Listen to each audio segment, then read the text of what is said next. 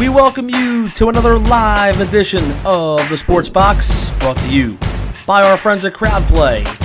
Download the free CrowdPlay app today and use the box at sign up for 10 points. And here we go. Good morning, good morning, good morning. Welcome to week 9 of the NFL Sunday preview on the Sports Box. Brian Attard, your host, along with my compadres for the morning and the early afternoon, Tony Quigley, Brandon Gazzara. Gentlemen, how are you? Excellent. Doing good. Living the dream? Yes. As we do every Sunday morning here, this is the Week 9 preview on the Sports Box. Friends are over at CrowdPlay. Want to thank them. Check out their free app on Apple's App Store, Google Play. You can win cash and prizes by predicting the outcome of virtual and real sporting events. They have a lot of stuff going on this week. Use code THEBOX at sign up. Get 10 free points. Get started off on the right foot on behalf of your boys here at the Sports Box. Guys, it's Week 9. This is, mathematically, the midpoint of the NFL season. There are 8 weeks gone. There are presumably 8 weeks to go. We'll see how that actually plays out with the scheduling. But as we find ourselves here on this brisk Sunday morning, well, not really that brisk in New Jersey, you look around the league, you look at the divisions and the wild cards, and I think, we always do this before the season. We like to take stock of where we are right now. So let's go division by division. Who do we have winning the divisions?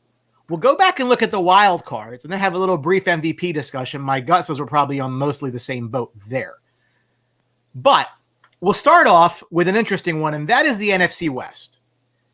This morning finds Seattle leading at 6-1, the Cardinals at 5-2, the Rams 5-3, and the Niners falling to 4-5 following their loss on Thursday, which we'll talk about. Tony, Seahawks leader in the clubhouse. Can they hold on? Oh, absolutely. They can hold on. I mean, right now they have Mr. Impossible or Incredible or whatever Russ Wilson calls himself. He is the NFL MVP at this point. And, when you have the best player in the division, Aaron Donald on the other side of the ball has an argument for that. But, Seattle definitely has the ability to hold on to this division and run away, especially with 49ers faltering with their injuries. Yeah, I'm with you, Tony. But look, you can't sleep on the Arizona Cardinals. I mean, I know the defense is spotty. Seattle's defense also is spotty, and they have the number one overall offense in the NFL, and they did beat Seattle. So, look, the Arizona Cardinals are no joke. They're here to stay. I think they're going to be, in that wild card hunt. But I think in the end, Seattle with Russell Wilson and Pete Carroll, they end up, winning that division. Yeah, I think it comes down to, when you're looking at it, Kyler Murray's having a great season, but when it comes, in crunch time, will you take Kyler Murray and that Cardinals offense, or would you take Russell Wilson? I think you have to lean Russell Wilson. For sure. Don't disagree that he is the best individual player in that division, or the most important, not to get away from our MVP discussion. But you look at it, their defense is a problem. It's a problem. And you look at teams that have won offensively, you just think to the Chiefs from last year. I mean, their defense wasn't great, but they won anyway because their offense was so good. I don't know if you can say that the Seahawks offense can continue this pace. They've been on a torrid pace. I'm not questioning that. Right. Not that Arizona's defense is that great either. I don't want to put them in Canton as well, but I don't think that they can rest on their laurels either. I mean, Arizona's one game behind them. Yeah, it's going to be a fight, and I think you touched on it real quick. Seattle's defense is dreadful. I mean, we've all addressed that many times, but there's no other it's not like they're going to be hitting the Steelers defense or the Ravens defense or something like that to win the division. They have to beat other bad defenses. I mean, and I think if you're looking about just a strictly offensive shootout, you have to lean to Russ Wilson and what DK Metcalf's doing and that guy. And once the running back gets healthy, and they also have who's the defensive end is coming back for them this week? Carlos Dunlap. Dunlap, that's right. So he might be able to put a little pass rush on there. And, I think that gives them the edge because you're not looking at it trying to beat a 49ers defense from a couple of years ago or there's not a good defense in that division. So you got to go with the best offensive team. Yeah, I generally take the best coach and the best quarterback, especially when I think when it's close. I don't see Russell Wilson and Pete Carroll being beaten by Kyler Murray and Cliff Kingsbury. Certainly not yet, and I just won't believe it until I see it. We'll see, but I like Seattle. I'm with you. The leader in the clubhouse, no question. Like I said, I feel better about some other picks I'm going to make today than I do about Seattle. I will agree with you. Seattle's probably going to win the division. I mean, they have the lead. I don't think Arizona beats them twice, to be frank. But again, they got a team nipping on their heels, and they need to be aware of that. We'll go from the best division in football to arguably the worst. And boy, you can make that argument. On the NFC East, the Eagles lead at 3-4-1. They can't get worse this week because they're on a bye. Nipping at their heels, the 2-5 Washington football team. I mean, talk about this division. Two Cowboys fans and Eagle fans are going to make some calls here. If the Eagles don't win this division at this point, but I don't even care what their record's going to be. If they don't win the division at this point, I actually think it's a massive failure, Brandon. Yeah, I don't disagree. I mean, they're starting to get a little bit healthier. They should have Miles Sanders back. They're talking about Alshon Jeffrey practicing. I don't think he's ever going to play again, certainly for the Eagles. But not that he's really relevant anyway. They should get Miles Sanders back. That's huge for the run game. Lane Johnson should be coming back. So they're getting a little bit healthier offensively. But even without those two guys, they should still win this division. And it's really out of just default. I mean, everyone else is hurt. And everyone else is and the Redskins are not very good. The Giants are terrible. And the entire Dallas team is hurt. So I think out of default, the Eagles win this division. 7 wins does it. I mean, I don't see the Redskins getting to 8 wins. And that tie. I mean, I don't see anyone else getting to 8 wins. I think 7 wins. Time might save them. Actually, if Washington wins today, they're going to have the same number of wins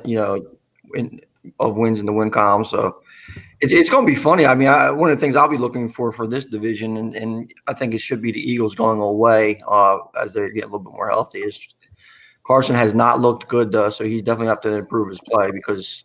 I mean, if Andy Dalton, not even if DiNucci played well, but if their last game with Dalton, against the Cowboys, Wentz was just so bad that he has to play a little bit better for them to come because they're just not going to win it by default. Especially with the Redskins defense kind of turning up a notch. I'm going to be interested to see if anybody in the NFC East is going to have a plus point differential because right now everybody has a minus point differential. I think the Eagles are almost like around a -20, and everybody else is below that. They're -19. Yeah. Has that ever happened?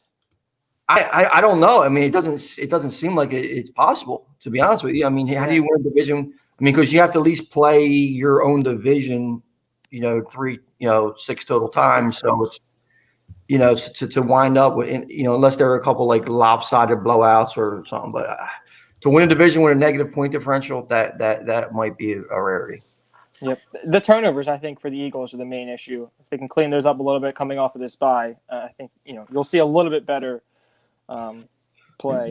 Like you mentioned, those turnovers are Carson Wentz's fault for the most part. I mean, listen, if you look at the quarterbacks that are playing now and leave Dak out of the equation, I mean, is Carson Wentz not supposed to be far and above the best quarterback in this division? Not even close, top pick in the NFL draft, blah, blah, blah, I mean, they should just – if he's supposed to be how he's supposed to be and he hasn't played up to – he's been one of the worst quarterbacks in the NFL up to this point this season. And, he has to step up. Or, you might have that Jalen Hurts chance are going to get louder and louder, but I don't know if that'll be a solution either. It's weird because the division is so bad. I don't think they're good either, but they're getting healthier for what that's worth. To me, I don't know. I just don't see Washington turning it around. I think Dallas is after today is just going to, season's over, and that's fine. I don't care. It's crazy that the Giants at 1-7 seem like one of the teams that play hard every week. It's kind of funny. I mean, they've covered a lot. I don't know what their against the spread line is, but they cover a lot of games. They play hard. I mean, they gave Tampa a run for their money. They were in so many close games. It's kind of funny, and they're sitting here 1-7. There's some Daniel Jones mistakes in these last couple of games away from winning them. I mean, they could have beat the Eagles, and they could have beaten the Tampa Bay Buccaneers. But a couple of Daniel Jones mistakes towards the end cost them. I think they're a pretty well coached team though. I think Joe Judge did a nice job. He's surprising people. That is definitely for sure. But if you look at the Giants, they lost to 2 to Tampa Bay. They lost to 1 to the Eagles. They lost 1 to the Redskins. They beat the Redskins by 1. They lost by 3 to the Cowboys. Yeah. You know, I mean, and they were winning that game. They were winning all of these games. Into the second half. You know, the way to get them and them are up there doing it. I wouldn't be surprised if they go on a little run. You know, I mean, but yeah, the Giants. You got to give them credit. They're playing hard every week. Yeah, for sure. And here's Frank with the point. Giants have guys fighting for their jobs. That's the difference, and that's true. And you know they took some offers that they on Evan Ingram, didn't trade him. There was their defensive captain. I forget the name off the top of my head right now, but he was thought to be going to Green Bay. They didn't do that. So Blake Martinez? No, it was one of the defensive linemen. I had it. Leonard Williams. Leonard Williams. Leonard Williams was dominant against Tampa Bay, dominant, and you know he was in the other side of the New York spectrum, you know, in the other locker room for the Jets, you know, a couple years. I think he was traded for a 5th round pick, right? If I'm not mistaken, just a season ago. Yeah, well, I mean, Leonard Williams was a stud. I mean, he was he was a top pick. He was a dominant lineman at USC. Came out with and you know sometimes it takes a little these guys to find themselves, especially if they get in a better organization, you know, than the Jets. You know, so you could see it excelling.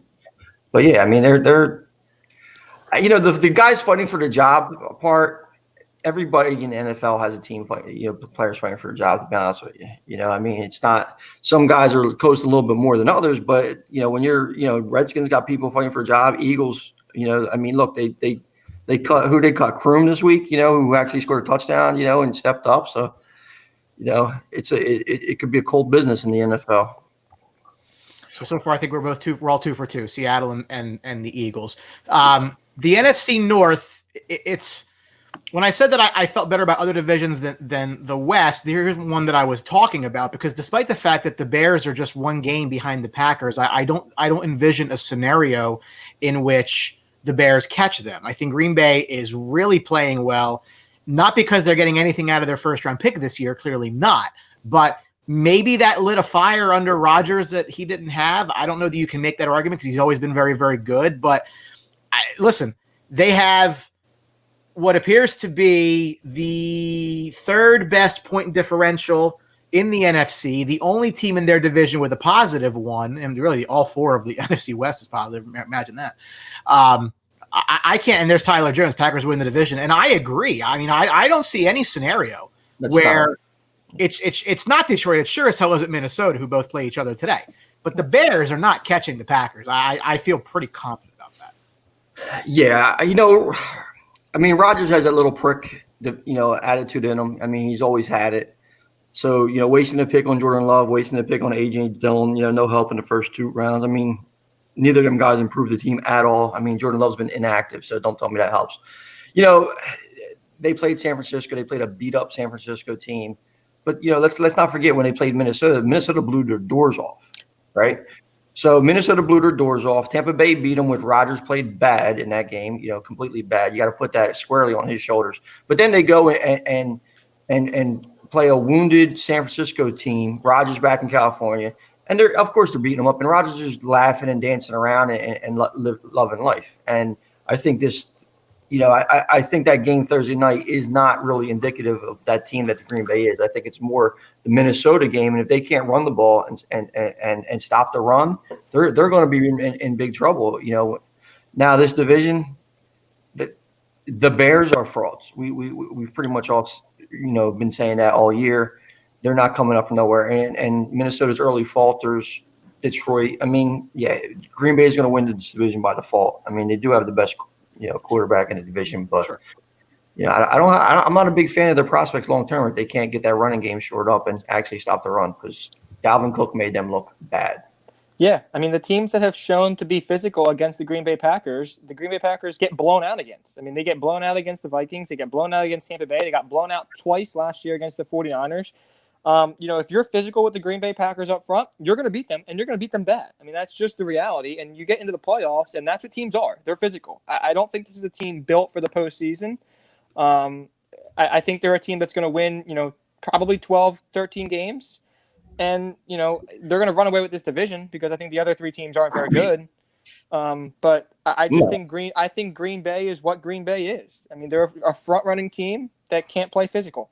But to Frank's point, I think Green Bay's defense is I mean, again, they've not played well as of late, but they can. They were very good last year. As long as Alexander stays healthy, there's somebody in secondary that at least you fear. There you go. He's hurt. He got hurt. He got what? He get a concussion Thursday night. I mean, and logic, Rodgers, blah blah blah. Listen, you could say that pretty much about every quarterback. We also mentioned that about Wentz. Quarterback moves the needle. So. But I think it's just the way Rodgers is doing it. He has to do it against a good opponent this year, and he hasn't. That's the thing. I mean, Russell Wilson's out there balling out every game. And the thing, bad game. The difference too is when Russ loses, they never get blown out. I don't recall Seattle getting blown out.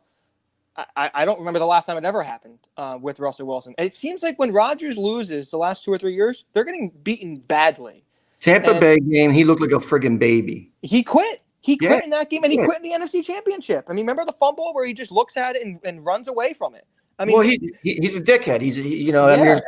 There's no better term to put it. He's a dickhead. So he's a spoiled brat, and that's one of the reasons why he fell in the draft. And he comes out when in adversity. Adversity shows character, and his character is revealed in those things when things ain't going right. Fucking dancing around, winking, smiling when he's blowing out San Francisco. Great job. But you know what? We'll have it in Tampa Bay, against Tampa Bay. You know what I'm saying? Like that's the person that I'm seeing more than somebody when everything's going right when you're playing a bad team. Wasn't he humping the air too? Wasn't he doing against Tampa Bay after he threw the second touchdown that didn't count? He did the McCringleberry. He did the thing where he's like the 3 pumps. Yeah, so he was great when it's a 10-point lead. Yeah, as soon as he threw that second interception, over. Exactly. That game was over as soon as he threw that pick. Yeah, it all kind of went downhill after the little McCringleberry. Yeah, but that's the thing. Even his whole attitude and demeanor changed because even though it went from a 10-0 game to I think it was a 14-10 game. Yep. That's still not. There's still a ton of football left, and he fucking quit. Yep. I mean, it's not taking. I mean, when he's great, there's no denying he's excellent. But you're right. I mean, I completely agree with Tony. When adversity hits, he's not at the top of the list of guys that I want. Last in the NFC, I don't want to get too deep in this one because they're playing each other this week, and we're going to talk a lot about that game. Tampa Bay at 6-2, the Saints at 5-2. I think we both agree Carolina and Atlanta are out of the mix here. So today's game looms large. So I don't necessarily want to give away what we're going to talk about with that game, but I do think this is now Tampa's to lose. Following the week 1 loss, so Tampa's 6-1 since that game, and the Saints are 4-2. Tampa's playing better. Brady's playing better. They're adding offensive pieces, whether you think that's in their best interest or not. They are adding talent to the offensive side of the ball. They're getting healthier. Godwin's back again this week. He missed that with the finger problem. And the defense is really playing better than anybody could have thought, coming into the season.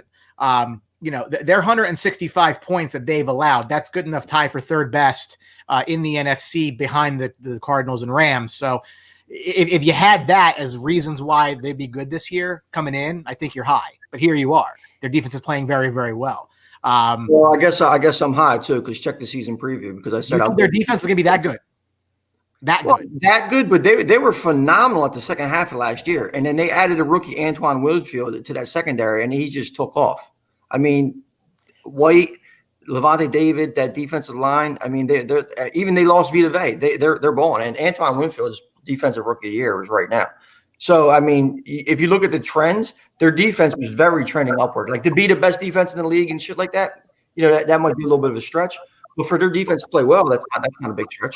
And they were never going to turn the football over 35 times the way that they did last year. I mean, Brady's turned it over, 5 times all year? I mean, to this point last year, what was that number? Probably 20? And that put the defense in a lot of bad spots. So, I mean, this defense was trending up, and they were the number 1 rush defense in the NFL last year. That's how you win in January. And after the end of last year, if you said if Jameis Winston only threw 25 interceptions, there was a good chance that team won the division. Yep. So I mean, Yeah, it's really crazy to think that way. Now, before the season started, I put New Orleans to win the division, but Tampa Bay to actually make it to the Super Bowl. It seems like Tampa Bay is getting it together quicker and gelling a little quicker, and New Orleans had a ton of injuries. So I think right now though Tampa Bay is definitely in the spot to take on the division, even with Mike Thomas coming back. Yeah, I think when we did the season preview, the three of us all believed both of these teams would be in the 11 or 12 win range. And it was just you basically just flip a coin which team you thought was going to win the division. I actually thought they were both going to win 12 games, but I thought Tampa Bay would own the tiebreaker. I don't know how that's going to play out now if they split the series. I don't even know if that's possible. I'd have to look at the schedule, but I still think Tampa Bay wins this division with the defense and with all the weapons that they have now on offense and Brady playing well. I just think it's only going to get better. I think it's Tampa's to lose. Right now, I think the four teams that are leading their division should hold on. I think we're all pretty much across the board agree there. So then we'll go around the room. You look around the NFC, who do you see as the three wild cards? Because that, I think, is indicative of where you think some of these matchups are later in the year. And I think that teams that are playing losing teams as we move along are in a better advantage because, like I said before a couple of weeks ago, with everything going on with the COVID protocols and things like that, I'm very curious to see what happens to teams that are totally out of it, if they can stay within that and live that experience that the NFL is making them do when there's no light at the end of the tunnel for them. So, Tony, I'll start with you. You look around the NFC. Would you name your three wild cards? Let's see. So you have the divisions itself.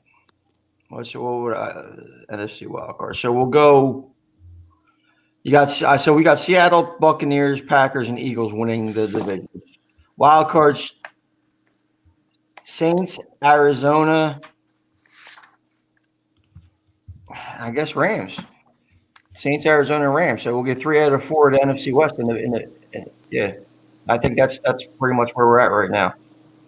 I think the teams that I think they're top of the divisions now and hold on to it for the most part. I don't see any upset there. And then, the Saints I think will be the strongest wild card with Arizona right there.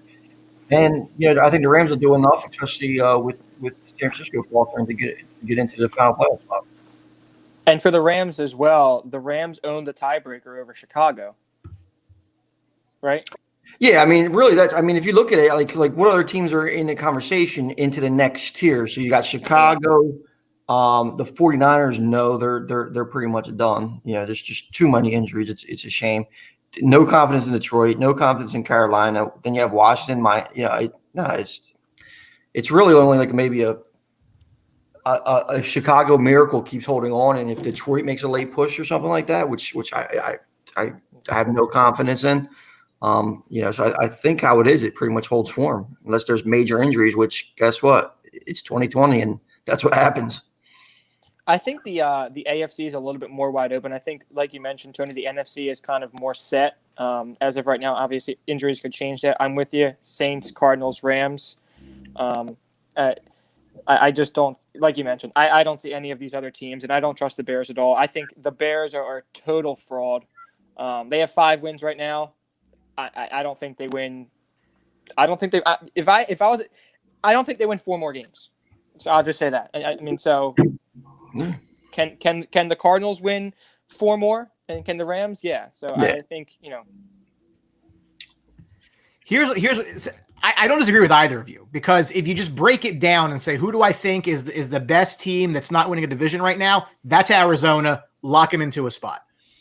Then I'm looking at the other 3 5-win teams, and you just have to think, even though the Rams and Cardinals, Seahawks are going to beat up on each other a little bit, I think they'll be fine outside of that. The Seahawks, Cardinals, and Rams have a combined 1 loss at home. So, I mean, they're very good. I mean, they can maintain that. I see no reason why that's not your top 3. You throw the Rams in, then that leaves 1 spot for the Bears and the Saints. I don't think either quarterback situation is great.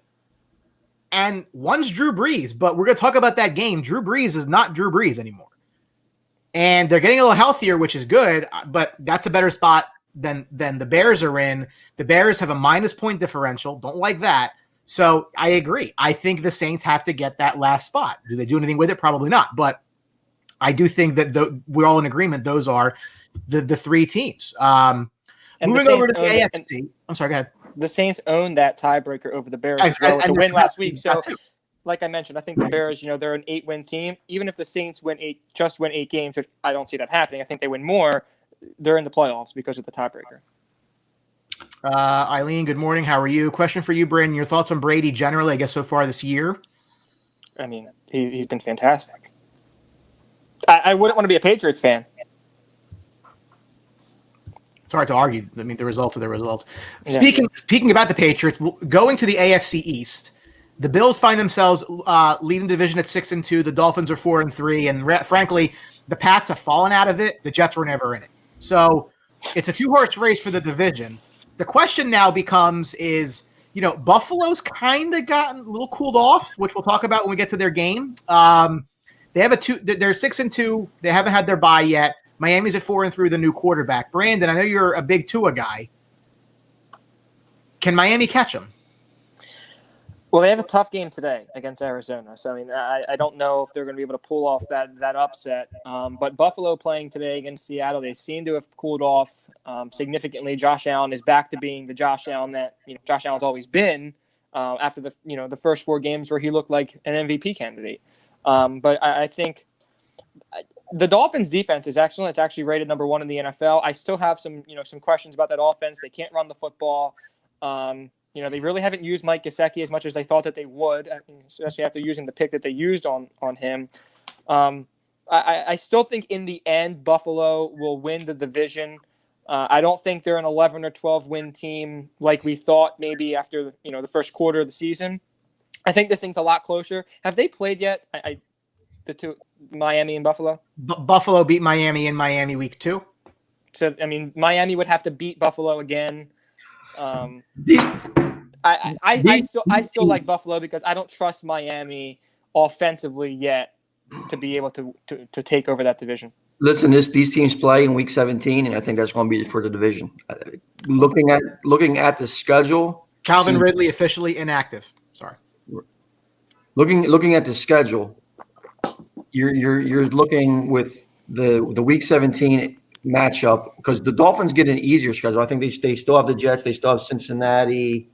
I believe they have another team. New England isn't an immediate loss anymore.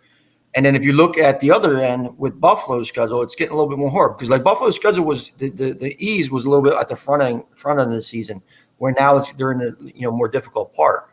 So if Miami's defense continues to play as well it is, and Josh Allen isn't out there, lighting it up, and he makes the mistakes that he is prone to do. Now Tua time is going to be the ultimate. If he could actually be out there play, because he didn't really look great last week, even though with that defense carrying. I mean, some of the throws were pretty bad. I mean, it would have been probably a bigger story if they didn't win, but he didn't look great. So if he steps up and he can be a playmaker, I think Miami has a real chance of stealing this division. And that Week 17 game is going to be deciding. And I believe it's a Monday night game, Sunday night. Sunday. So I'm looking at the. How is the flex? Looking at both teams' schedules right now, there's a lot more winnable games for Miami in the final stretch than there are for Buffalo. I mean, Buffalo has Seattle this week, Arizona next week. They still have Pittsburgh. Those are 3 games. I would put the L column there. And Miami really, it's a lot easier for them. I mean, I agree, Tony. This is going to come down to Week 17. Well, right. Miami comes in a last place schedule, which the Bills don't have that luxury. They were a playoff team last year. But I think, though, this is going to come down to Josh Allen, because if Josh Allen can be good, they'll win the division. If he's not, I think Miami's going to do what Miami's going to do regardless, whether it's Tua or not, because the defense has played so well. And I think Tua will be fine. Like, I'm not one of these guys that thinks Fitzpatrick's so great. But hold on, too. It's not always on Tua, because if you look at it, you just mentioned Fitzpatrick. If Tua struggles in these next 2 games, it doesn't look good. They easily could go back to Fitzpatrick. And if Fitzpatrick is the quarterback, I think they really even have a better shot at winning this division, because they're definitely going to win some of these games that they should win with, against, the lesser opponents. if Josh Allen struggles, there's no plan B. You know what I'm saying? So, I mean, if they can actually yank back to it if he doesn't look as good, if he's actually costing them games and go back and really have it, at the point, for development, you have Fitzpatrick in your back pocket and, hey, he's fun to watch and, got to love Fitzmagic. In the South, we have a tie at the top and a tie at the bottom. The tie at the top at 5-2, the Titans and Colts. The tie at the bottom, 1-6, Texans and Jags. We'll just wipe them off this discussion. They're not involved. So, Brandon, Tennessee, Indianapolis, both at 5-2.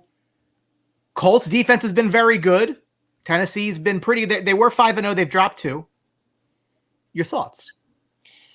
I picked the Colts in the beginning of the year because I just don't trust the Tennessee. I didn't trust the Tennessee offense coming into the year to be able to repeat, the success that they had at the end. But I mean, through 5 weeks, it looked like Tennessee was just going to roll with this thing, and then they lost a couple in a row. I still like Tennessee. I think I was wrong on them. Tannehill's been excellent. Indianapolis, the running game, Tony and I were talking about it before the show. The running game's just not what I thought. Indianapolis was going to be a juggernaut running the football, and it just has not been there. And you're asking Phillip Rivers to throw the ball way too much. He's a guy who's prone to mistakes. Doesn't have a very strong arm. He's old. I mean, he's clearly over the hill to begin with, and you're asking him to do more than he's capable of. So I just think he's prone to too many mistakes. I don't think either team's a real threat deep into the playoffs, but I like Tennessee to win this division, even with 10 wins. And I think that's what, I think it's going to be a 10-win division winner. Yeah. As much credit as we give Frank Wright in the Philadelphia area for orchestrating that Super Bowl run for the Eagles, I think he is a little bit being stubborn with his love for Phillip Rivers. The lack of the running game, they've had games where you think, okay, they're going to get a lead and they're just going to pound the ball and run the shit out of it, and it just hasn't happened. Last week they kind of did that with a big lead against Detroit for the first time, and they kind of used running back by committee, but. Even against like Cincinnati and Cleveland and these teams, like they didn't really do that.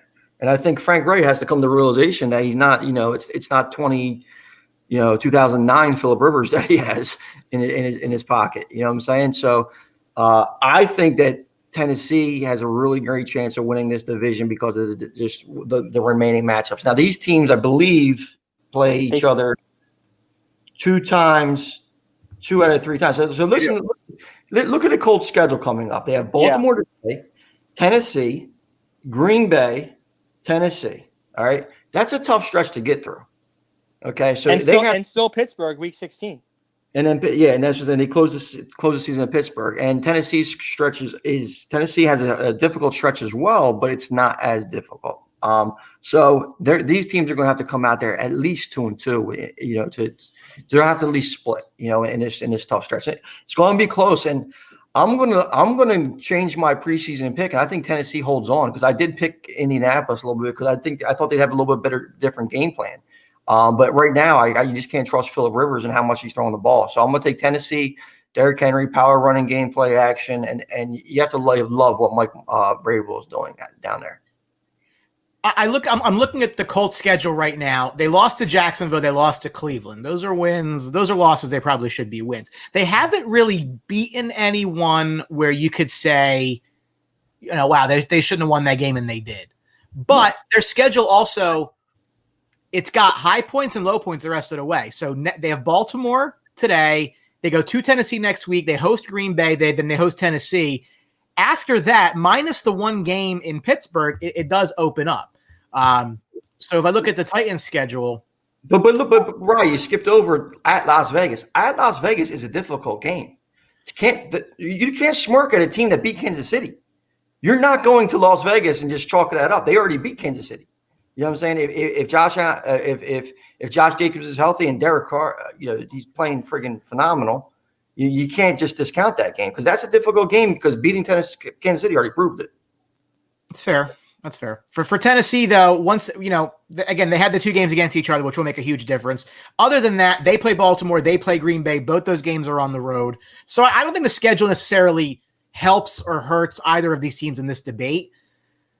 To me, it comes down to the Colts defense being the reason that they win games versus Derrick Henry being the reason that they win games. And I've been a Derrick Henry guy because I wanted to go be a Cowboy when he was drafted. At some point, though, do you think that the volume is going to come back on him? Do you think that them relying on him the way that they do is going to wear him down towards the end of the season? Because if so, that's a problem for Tennessee. I think this season he'll be fine. I don't think by the end of the season. I mean, he's just a physical freak. I mean, you sculpted him out of some, granite from the Mount Olympus or something like that. I mean, the wearing down next year, the year after that, absolutely. But this year, he looks good. I mean, and it's a crazy year for 2020, so you can't help. And their backup running backs actually have looked pretty good too. So they're kind of sprinkling them in a little bit more. So we're looking at Henry, AJ Brown's healthy too. I mean, that opens up the passing game. Corey Davis has been productive. So I think the offense is looking a little bit more than just Derrick Henry, but he's going to survive. Hopefully, I don't want injury. I don't think there's going to be a regression right now. The health of guys like Taylor Lewan and them guys is paramount as well. Are we in agreement here? Actually, I didn't make my pick. I'll go with Tennessee, but I don't love it. Yeah. I just think the schedule for Indianapolis, after taking a look at it, I think it's a little bit too tough. I think they'd have to sweep the Titans, and I don't know if they'll be able to do that. I take the Titans, but I think it's close, really close. Comes down to those 2 games where they play each other. Could see 2 teams in the playoffs. I think too. When you're just looking at Tennessee's schedule, after this brutal 4-game stretch starting today, you have Cleveland, which who knows what they're going to be, Jacksonville, then Detroit. And I think that might ease up and give them a couple wins. And it's going to be the loss early in the season to Jacksonville that bites the Colts in the ass and keeps them from winning the division. Very possibly. Very possibly. This should be a lively debate. The AFC North. So you have the 7-0 final undefeated team, the Pittsburgh Steelers. You have the preseason darling, who I think it was Colin Cowherd said would go 16-0. The 5-2 Baltimore Ravens, and then nipping at their heels are the 5-3 Cleveland Browns, and the Bengals are the Bengals. I thought the Ravens would go to the Super Bowl. I thought they might win the Super Bowl. Pittsburgh looks awfully good, though, and they do. They just beat them there last week. So, do I think Baltimore can make up 2 games on Pittsburgh with 9 to play? I don't know. Brandon. Well, Baltimore outplayed Pittsburgh across the board last week. Beat the shit out of them. Baltimore beat the shit out of them. Here's the difference. Lamar Jackson can't throw, guys. I mean, you watch this guy. He cannot throw. It was a concern coming out of college. It was more passing touchdowns this year than he did last year at this point, though. He cannot make a read and make consistent, accurate throws from the pocket when teams are just forcing him to sit back there and do it. And he's lost 2 games because of it. I think Pittsburgh is better. They have, the defense is fantastic. They have James Conner and those receivers. Big Ben, Big Ben's also prone to throw some games almost away like he did in Tennessee. But I just think in the end, Pittsburgh is better. And I picked Baltimore to go to the Super Bowl as well. I thought they were going to repeat as 14-2 or even 15-1. I was wrong. I bought into the Lamar Jackson hype. I thought we were going to continue to see improvement. He's the same guy. If he's not able to get out in space and use his legs, and teams have figured it out, keep him in the pocket, he's not able to beat you consistently with his arm. Well, I don't think he's ever really, even last year. I mean, it's pretty thing. I think the difference is, though, is they're trying to run the ball a lot more this year with Gus Edwards and Mark Ingram, and they're adding J.K. Dobbins into the mix too.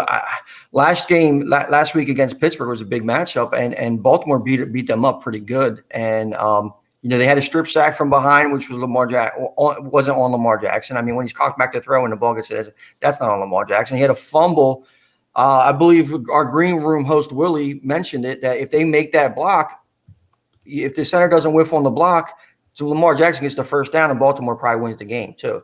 and they credit him with a fumble there at the end just because he was extending it. So there's two of the turnovers that really aren't on him, and he's the ultimate weapon. But I think Steelers are going to win this division, and they're going to win it going away because they still have Cincinnati, Dallas, Jacksonville, Washington, Cincinnati again. I mean, their schedule gets Cupcake City towards the end of the year, while Baltimore, it's a pretty big difference too. I mean, they have a tough game today, which spoiler alert, going to pick.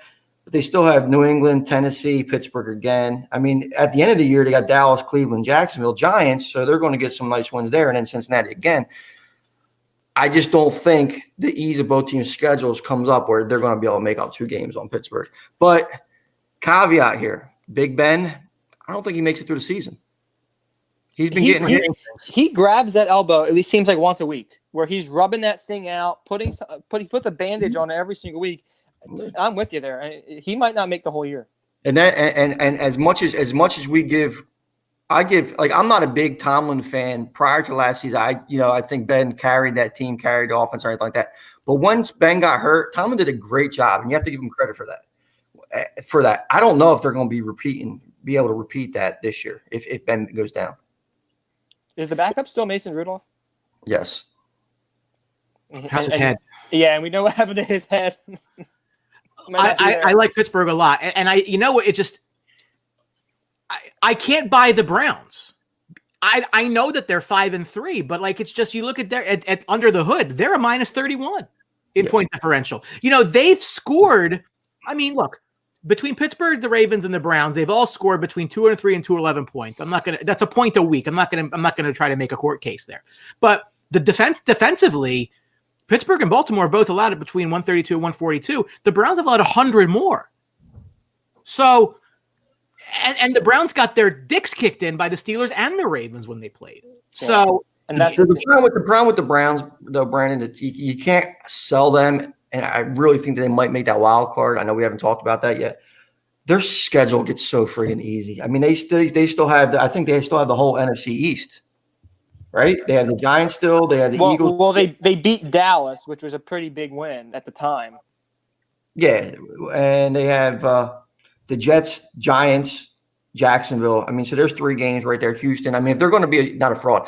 Now, Baker Mayfield has COVID, right? He's on the COVID list. I don't know if he has it or he was a close contact or whatever like that.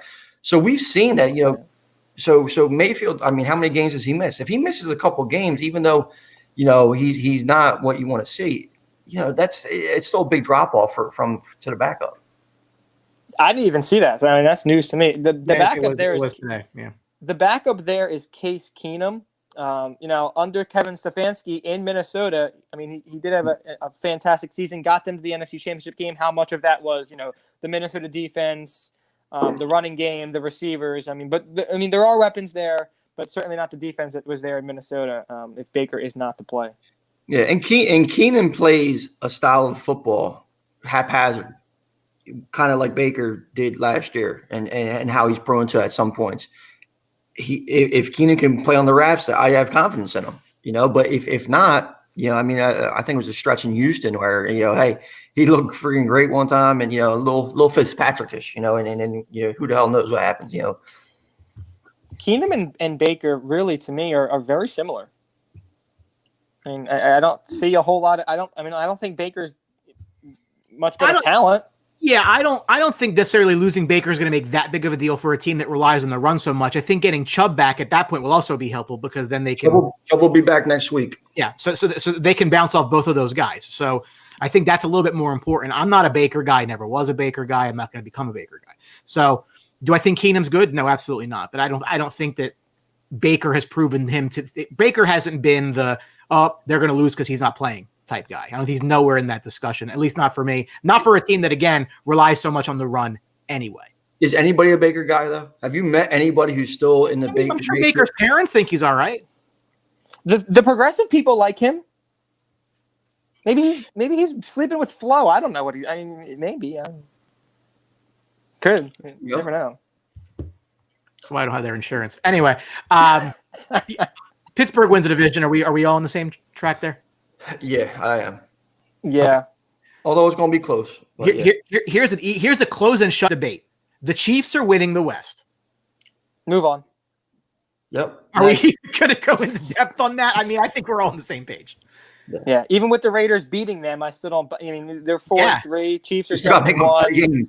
Yeah, no. Raiders could beat them 4 times and probably wouldn't be able to catch them. Right. Yeah. So then the question now, I'll give this one to you, Brandon. Your 3 AFC wildcards. So, I mean, we mentioned the AFC North. I do think there's 2 wildcard or 1 wildcard team in that division with Baltimore. I think Indianapolis edges out Cleveland. I think Oakland. Oakland, Pittsburgh, or Oakland, Baltimore, and Indianapolis. I think are the 3 wild cards. I think Miami in the end just isn't good enough offensively yet. They can't run the football, and I think Cleveland just is too prone to turnovers. So we have, let's go, Steelers, Chiefs, Titans to win the division, and Bills to win the division. Although Miami's going to be up their butt on that. I got Ravens, Colts, and I'm going to take Miami, or the winner of Miami Buffalo is going to drop. Whoever loses that is going to be in the wild card. I'll take Miami at this point. I just love the schedule. I'm going to buy into Tua time or Fitzpatrick and get it done because their defense is lights out, and it's going to get worse. And defense carries teams, man. So whoever loses the AFC South gets a wild card. So if you think that's Titans, it's Colts. If you think that's Colts, it's Titans. So check that one off the board. Yeah. Whoever loses the AFC North, you think that's Baltimore, it's Baltimore. You think that's Pittsburgh, it's Pittsburgh. Just that's that right there. So it comes to that third wild card. Your teams and for that third wild card end up being probably Miami, Vegas, and Cleveland. Right. From that list, I'm going to go with the best defense and say Miami finds a way. And Miami could very easily find their way to catch Buffalo, which will put Buffalo in this spot. But at the same time, I'm not going to buy Cleveland. I'm just not. I'd rather be wrong about that than pick them and just, I'm not going that way. And I just think the Raiders, while they've been better than I thought they would be, they're not quite there yet. An interesting team, though, just throwing this out there, the Broncos have looked a lot better the last couple of weeks. I think it's asking a lot for them to jump all of these teams, but I think they're going to be within a game at the end, and they're going to miss it by that much. We have all sold our New England Patriots stock. I know, Brian, you were high on them coming into the season. I never bought in because 12's elsewhere. But I mean, we've all sold that stock. Brian, you were high on them, were you? No. I said call the Patriots' demise at your own demise. What I said was that their defense was the reason they win games anyway. But Cam has been way beyond worse than I thought he was going to be. I thought he was going to be like Bill would elevate him enough. Like Bill's like the artist. Well, yeah, and then it fell apart. That Bill would do enough with the load of shit that it would work for a while, and the defense would hold up. It hasn't. So at this point, losing the way they've lost, they're 1-4 in their last 5 games. They've lost 4 consecutive. They're done. That's it. It's gone there. So again, I think it's going to be Miami, Colts, and Ravens. Just look out for Denver. I'm not calling it. I'm just saying, just keep them. If Locke continues to play like he has, I think that they're a team on the come up. Maybe not for this year, but into next year when guys get healthier. MVP of the league, I think, is coming out of the NFC West. It's one of 2 guys. Take your pick. That's my take on it. Aaron Donald or Russell Wilson? Is that what you're saying? One or 2 guys in the NFC West? No, Russell's one. I don't think Kyler Murray has a chance to win the NFC the MVP award, and here's why. If him and Russell Wilson continue to have phenomenal years, which I expect they are, Russell Wilson got 0 MVP votes so far in his career. Right now, over the last few years, Russell Wilson deserved maybe 1 or 2 MVP votes, or at least kind of some kind of consideration. It's going to be a award where they're just not going to give it to Kyler Murray over Russell Wilson at all, unless Seattle friggin' face plants and Arizona skyrockets. That's the only way it happens, and I don't see that happening. I think Kyler Murray isn't really in the discussion. Guys like Tom Brady, Aaron Rodgers, they're going to be more discussion with Kyler Murray. They'll give Kyler Murray a Offensive Player of the Year award with Kamara battling for it or something like that. But I can't see Murray. He's in the discussion, but it's a fake discussion because that's not how they that's not the history of the MVP award in the NFL.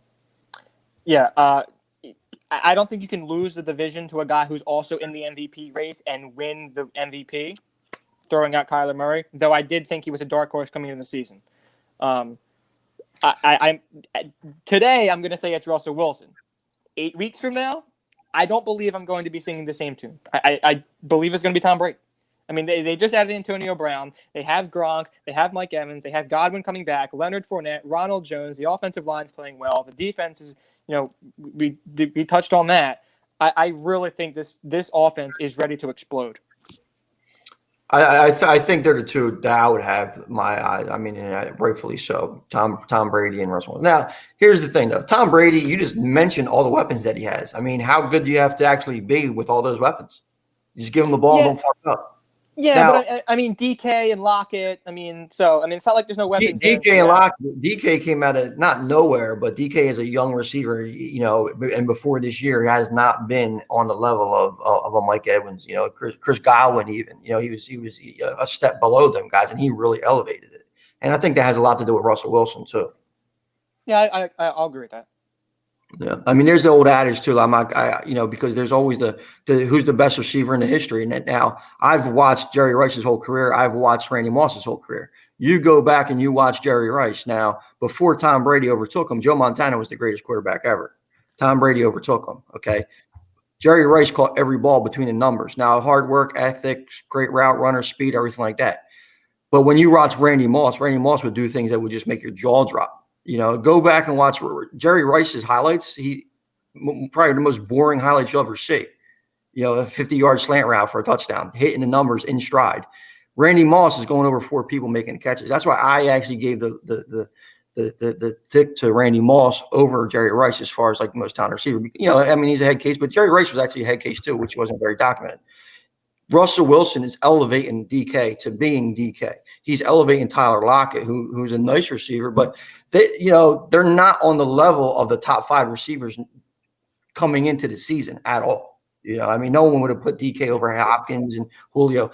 Wilson is elevating them, and I think that has a lot to do with it and shows a lot more in character.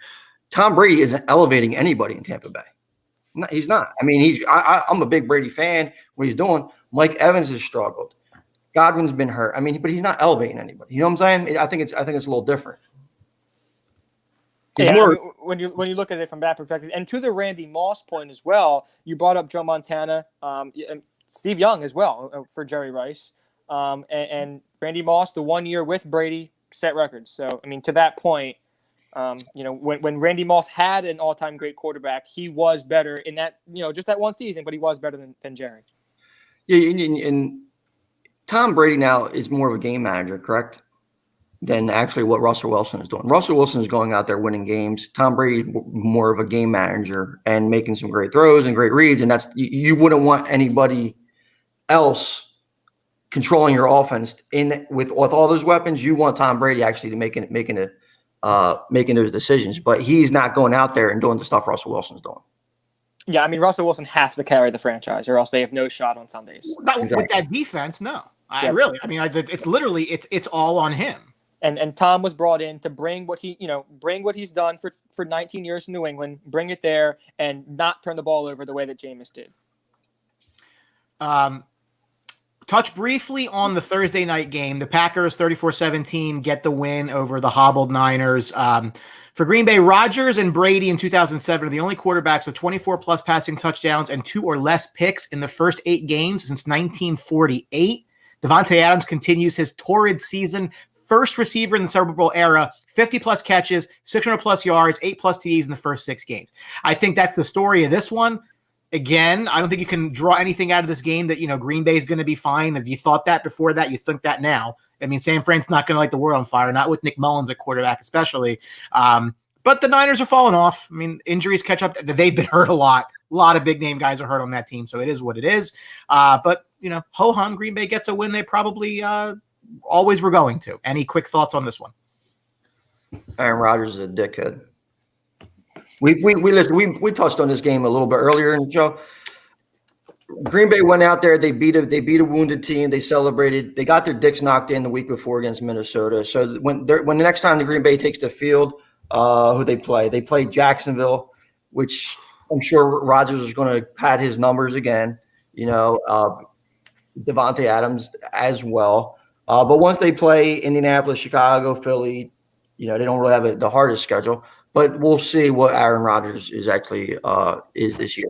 I mean, 2 interceptions less, that really doesn't mean much because he shut it down against Minnesota. He shut it down against Tampa Bay where he threw those interceptions. So, Tampa Bay exposed them. Minnesota exposed them. We'll see what team kind of, shows their head towards the end of the season. Yeah, this game did not tell me anything about the Green Bay Packers. And really what it told me about San Francisco is I need to stop watching Nick Mullins on national television. I can't do it anymore. He's terrible. I mean, that was awful. But, I mean, so they had 7 skill position players touch the football in the NFC Championship game. Not one of them was on the field on Thursday night.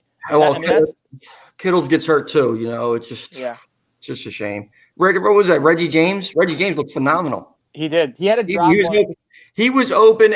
I mean, you got Reggie James toasting that secondary. Imagine what a good, without Zaire Alexander, they might have some issues.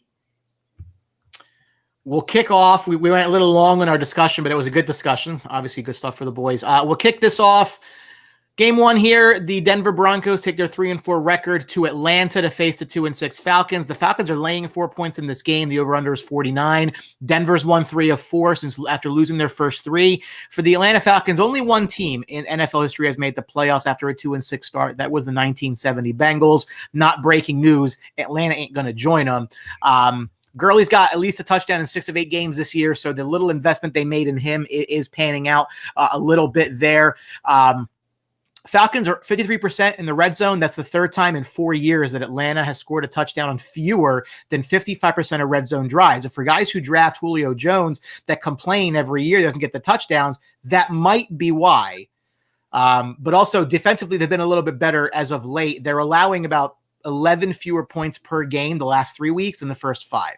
So I just got done saying that the Broncos are a team to watch maybe into next season, that they've been playing hot as of late. Guys, I don't know about you, but I lean Denver in this game because I think you saw what Denver did in the big comeback last week against the Chargers. They won it right at the end. They're a team that can run the ball. They can clearly throw the ball, even though they're a little bit banged up there on the receiving core. But Atlanta doesn't really scare me, never has. I mean, their defense isn't very good, and I think the over is a nice bet in this game. But I like Denver to at least cover the 4. I think Denver could win this game outright, frankly. I think worse teams are going to Atlanta and 1. No, you're true about that. I think Denver's issue though is going to be Julio Jones. Even though Calvin Ridley's out, expect Julio Jones to go off, have a big game. Over is a. I'm surprised it's not like 52, 53. So under 50, I love it. I'll take Atlanta to win a close game. I mean, I'm not as high on Denver as you are, Brian. I think that Drew Lock, versus Matt Ryan. I think Matt Ryan is going to make a little bit more plays. Julio Jones is going to make a little bit more plays, and they're going to be able to pull out the win. See what Todd Gurley gives you because he has looked good in spots. Then he kind of regressed. Philip Lindsay is playing again for Denver. He's looked pretty good. He's been pretty explosive when he's had the ball in his hands. So he might give hit a long run. But I'll take Atlanta to win a close one. If I'm betting, which I'm not, I would take Denver getting to 4, though. I think that's a little bit too much. Yeah, I like Denver getting the points too. And to revisit the Denver game, the comeback last week, I think that game said more about the Chargers. I mean, they've blown double-digit leads late in games now for the 3rd time this season. So that's just what they do. And they seem to be the Atlanta Falcons, which is who they're playing. And I think Denver wins this game. I think, the way Drew Lock is building some confidence, and like Brian mentioned, this is a team that, has the opportunity to potentially make a playoff run. I don't think they quite get there, but, if they're going to make a playoff run, this is a game that you have to win. So I like Denver today.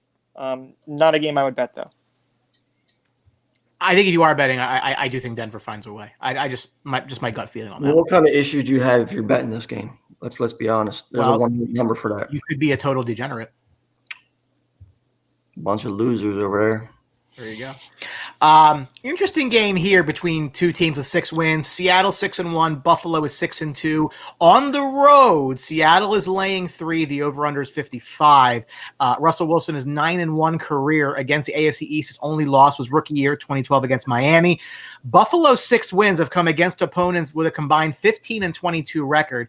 And we mentioned the story of Josh Allen. So in his first 4 games, he was over 330 yards, 12 touchdowns, 1 pick, $122 on the rating. The last 4, he has struggled. He's down 120 yards per game passing from compared to the first 4. He's only scored 4 touchdowns compared to 12. That's 2 touchdowns a game less. Throwing 4 times many interceptions, the rating dropped below 80. If Buffalo's going to win this division, that ain't going to cut it. No, for sure it's not. And I think this is a game where, Brian, I know you've been mentioning all year, Buffalo has to prove that they are the team to beat in that division. And through 4 weeks, they seem to have done that. And the last 4, we haven't seen the same team. Buffalo seems to be reeling, and Seattle is, ascending. I like Seattle in this game. I just can't pick against Russell Wilson. In a matchup against Josh Allen, I can't pick against Russell Wilson in this one. And that Buffalo defense is struggling mightily this year. It's certainly not even close to the defense we saw last year. I think reeling is a little bit too much there, Brandon. To say that Buffalo's reeling. How can a team who won their last 2 games be reeling? You know what I'm saying? They haven't looked good doing it. I think they took most of the Jets game off. It was a letdown game. I think Buffalo was feeling themselves after a good start a little bit too much. So they played down to the competition against the Jets, a game that they should have dominated and really, I think we talked about it before last week's game. They should have went out there and dominated and made a statement against New England, and they didn't. So I think that's kind of where we're all kind of like having our question marks. And Josh Allen has not looked good. Seattle going to Buffalo to win. If there's a defense that Josh Allen can ever get right against, it's going to be this Seattle secondary. One of the bets that I love is Stephon Diggs over 75 yards. I think it was 75.5 yards was the prop there. We've been talking about DK Metcalf. He's been doing – the game that he really didn't have any catches, he ran down, made a phenomenal tackle. Last week he was absolutely insane. But this week he's facing Tre'Davious White. That's going to be a hell of a matchup. If you really like football and you love matchups, Tre'Davious White versus DK Metcalf is going to be phenomenal. And I'm gonna lean that Zach Moss and Buffalo do enough on the ground to actually get this win against Seattle. I'm going to take Buffalo in a close one, and give me the 3. You don't give me 3 at home, I'll take them. Tony, to your point, Zach Moss has 6 touches inside the 5-yard line in 5 games this year. Singletary's got 3 and 8, so they obviously like him a lot more at the goal line. And he's doing it. I like Singletary too. I think they both have complementary aspects of each other, and they both can catch the ball in the backfield. And I think that's just going to. I think there's going to be a player or two that defense makes in Buffalo because can you trust? So you have Tre'Davious White taking out DK Metcalf as much as you could take out DK Metcalf, right? So now Russell Wilson has to make every play with Tyler Lockett. Plus you have DJ Dallas running the ball, I believe still. I don't think Carson's playing today. So now you're on your 3rd string running back. I think it's just a little bit too much going across country, 1 o'clock. Give me the Buffalo Bills against that horrible Seattle defense.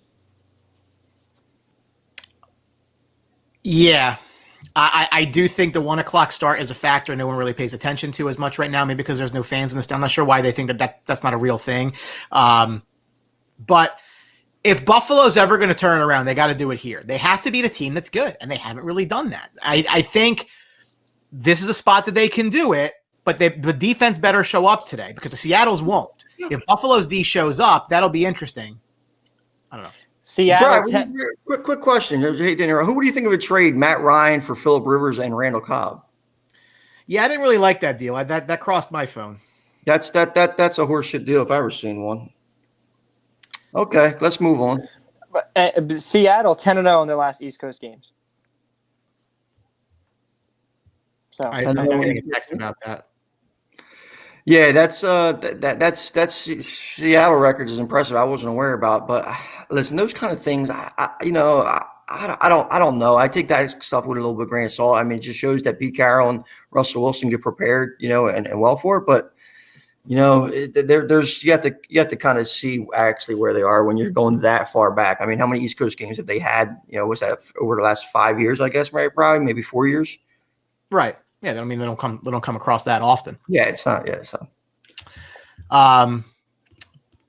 Couple of 5-win teams. One I think we like more than the other, and the spread indicates that. The Bears 5-3, the Titans 5-2. Titans laying 6 in this game. Over under is 46.5. For Tennessee, 5 of their 7 games have been 1 possession games at the end. For the Bears, they're 20.1 points per game offensively. The only team in the bottom 10 in scoring offense with a winning record.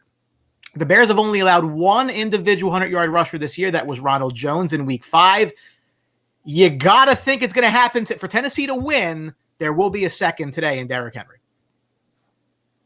You know what, Brian? I don't even know if that really needs to happen. I think if Tannehill and A.J. Brown could hook up and they can control the game a little bit, I don't think Derrick Henry really has to go off just because since the Chicago offense is so bad. I mean, if Tennessee could put up 20, 21 points in this game, I think that's an easy win. And I don't think it has to be all Derrick Henry all the time. I think if they just use a balanced offensive attack, the Tennessee defense is going to be good enough. As though they had struggles, they're going to be good enough to beat Nick Foles at home. This is the only game I bet laying points for the weekend. It's Tennessee -6. I like them to win by a touchdown. Yeah, I like Tennessee by more than a touchdown. I don't think Chicago can score. I like what Tennessee is able to do on the ground, and Tannehill in the play action, A.J. Brown, Corey Davis.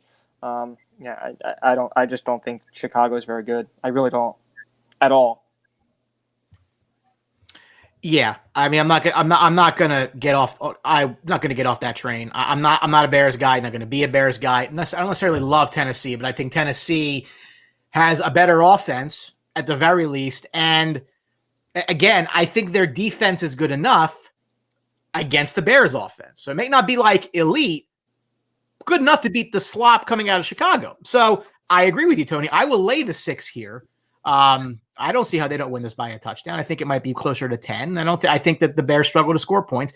The under might be interesting because I don't really know, if the Bears are only scoring 20 points. I know, Tony, life's short to bet unders. I get it. But I mean, if it's 27-20, then it just hits, right? And that's probably, you know what? It's going to be 27-20. That's my exact score of the game, 27-20. We'll see if I get it right. And it just hits the over by that much. That's my take. I like it. That's my take. This game's going to be an interesting debate here. So Baltimore takes their 5-2 record into Indianapolis, also 5-2. This line has switched. It was the Ravens -1 yesterday. It is now the Colts -1 today. The over-under is 48. Baltimore 3-0 on the road, winning those games by an average of 11 points. And that includes the game where they beat the Eagles just by 2 when they were 10-point favorites. The Colts are 5-2 for the second straight year. But a year ago, they dropped 7 of their last 9. Brandon, you've been a very vocal critic. The only reason the Colts were really ever good was always Andrew Luck. Andrew Luck's not in the picture anymore. Last year did not end up well for them with big problems at quarterback, and that's probably they lost 7 of 9. Is Rivers enough to overcome that, where the train doesn't fall off the tracks like it did last year? Yes, but not in this game. We discussed it earlier. I think we all picked Indianapolis, whether or not they win the division or a wild card, to make the postseason. But I do not think that they are going to be able to win this game. I don't trust Phillip Rivers. I don't trust Lamar Jackson entirely throwing the football either. But I just think in the end, Lamar can make more plays than Phillip Rivers can. I'm taking the Baltimore Ravens with the +1. I like the Ravens to win this game outright. Yeah, I'm like I touched on beginning of the show. I'm on the Ravens this game. I was high on Indianapolis. I thought they would have a different plan of attack coming into the season. I don't know if it's because they can't get Phillip Rivers out of his bad habits, and maybe he's audibling. I don't know what's going on with him and Frank Wright, but they're just kind of going out there and Phillip Rivers throwing the ball way too much, especially with that offensive line they have with the backfield of Johnny Taylor, Hines, and Wilkins. I mean, it's a very productive backfield if they friggin' used them, So, and they really don't have much receiver help outside. Now, let's go. Des Bryant, throw up the X. He's going to be active today. Hollywood Brown chirped a little bit about wanting the ball. Two bets I placed today: Lamar Jackson over 215 yards passing, Lamar Jackson over 1.5 touchdowns. I think they both hit. I think Greg Roman finally gets his head out of his ass and opens up that offense a little bit. I'm really, like I said, they're going to run the ball. They're going to pound the ball. Gus Edwards and J.K. Dobbins last week really looked great.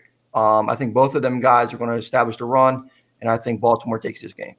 So I do have a fantasy question pertaining to this game. I have Devontae Parker, Marquise Brown, or Cole Beasley. I'm mostly here between Parker or Brown.